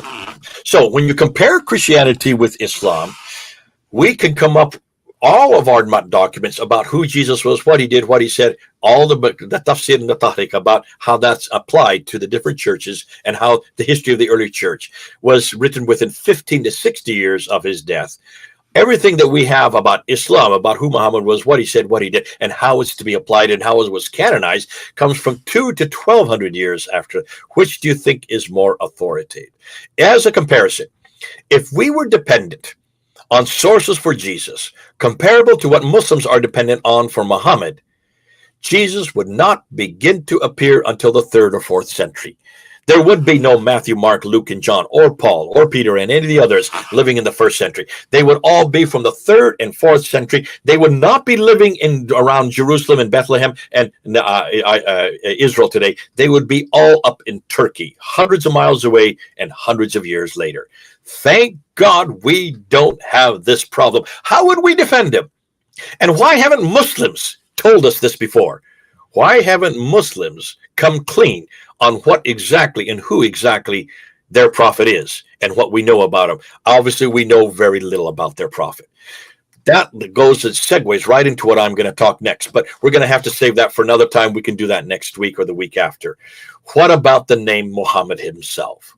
Is it found in the 7th century? Let's end this here, and I want you to come back to me on any questions, or are there any questions that people have who are listening? Well, I've got lots of questions on the manuscripts, but I think we will have to pick them up in our next meeting, since I kept you. It's been like 2.5 hours, Jay. Very, very. We started at 7:30. It's now 10 o'clock. Yeah, we've gone 2.5 hours. Yeah, sorry about that. I was up till 5 this morning teaching, so I'm knackered. I have to teach every Monday night, or here in London, it's to start at 1 o'clock in the morning, and I go to 5. That's okay. You can survive. I trust you, Jane. No, you're like, this is what you do. I don't do this. You're a master at this, and that's why I have so much admiration for your ability to do that. Yeah, I've got questions on manuscript stuff, but and then hopefully people will have questions as well. I will put them together all once we meet again next time. We deal with those questions, and then hopefully by that time, like, you will put all those details on your website, and then we approach the Muslims and then ask those very basic questions to hang them on those things. Okay. See, now this is the first time that you saw 3 weeks ago. I think at that time I went too fast. You're right. I think at that time also that PowerPoint didn't work, and I was frustrated because I wanted the animations. I've taken out the animations, and even still, that last slide, it was not paginated correctly. So there's still problems, I think, with. It's okay. Not big deal. When I do it on Zoom, it works perfectly, but it doesn't. Your live stream here, your what's it called? Yeah, it doesn't seem to like PowerPoints. It doesn't seem to like those. I paid a lot of money for that StreamYard, Jay. Well, if you did pay so much money, have them to improve their product. Their product is absolutely hopeless. Why is it Zoom does it so perfectly and StreamYard doesn't? Anyhow, we're here to talk about that. But yeah, I mean, to wrap this up, let's go ahead and wrap this up. Tell me what you think, and then I'll tell you what I think. I've got lots of questions. I love to engage with Muslims and then ask them about things. My main questions would be on the life of Muhammad, reliability of that source, as well as Sahih Bukhari. There are lots of materials that needs to be dig into it more and then look into it. Anything kind of we sit down and then learn from you or from other brothers and sisters. It is a resource for us to use it to critique the ideology of Islam the way Lord calls you to do, internal critic, external critic, cultural critic. But the main point is supposed to be we critique ideology of Islam so that we cause them to have doubt. They go and check what we said. Be confident what we said. Check it out, check it out, check it out. And then when we come to the conclusion that what we told you is true, that means Islam is false religion. Yeah. And then we are there already by that stage. We already use this material to preach the glorious gospel of glorious God. So I look at those materials from that sense, and I'm just grateful. I've got more materials to engage with Muslims and then question the reliability of their faith.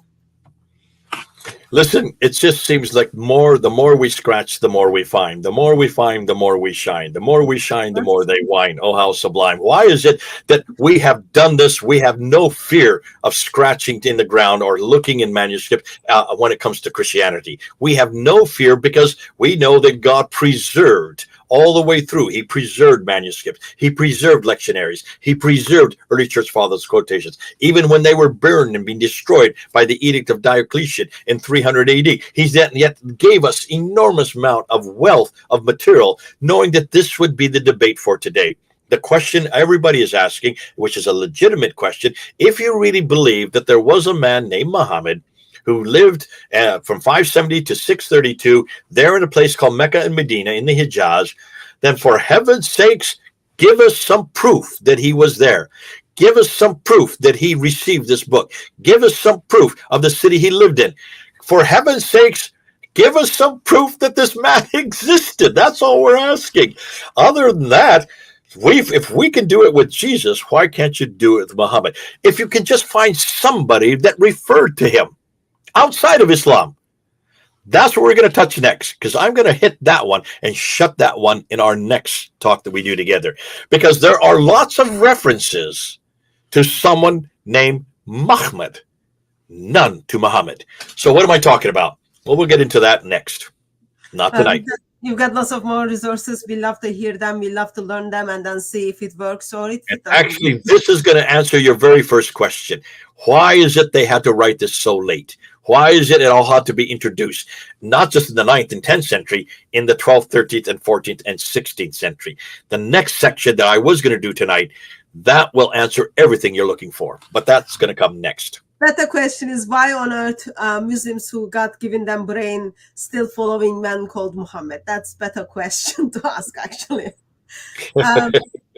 Thank you very much for joining me, Jay. Really, really appreciate. I'm sorry I kept you longer than I wanted or you wanted. As well as thank you very much everyone who joined us in the chat, and thank you for your contribution to the conversation as well. By God's grace, we will see you on another live stream. I think, can't remember, sometime next week I will have Robert Spencer and Jay Smith to talk about whether Muhammad was existed or not. Actually, no, critical biography of Muhammad. We will be talking about that book, and that will give us more questions. If you are going to be around for that live stream, make sure you've got your notebook to take notes and take questions, and by that time please get the book as well. There it is.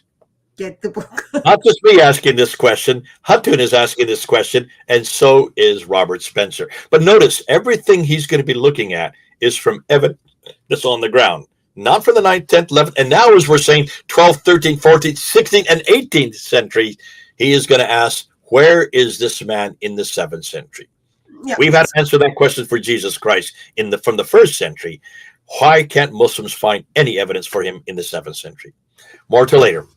I'm amazed that eternal Son of God steps into the world in 1st century to rescue and redeem us, and our hearts want Muslims to get out of that false ideology and turn to our delightful and glorious God.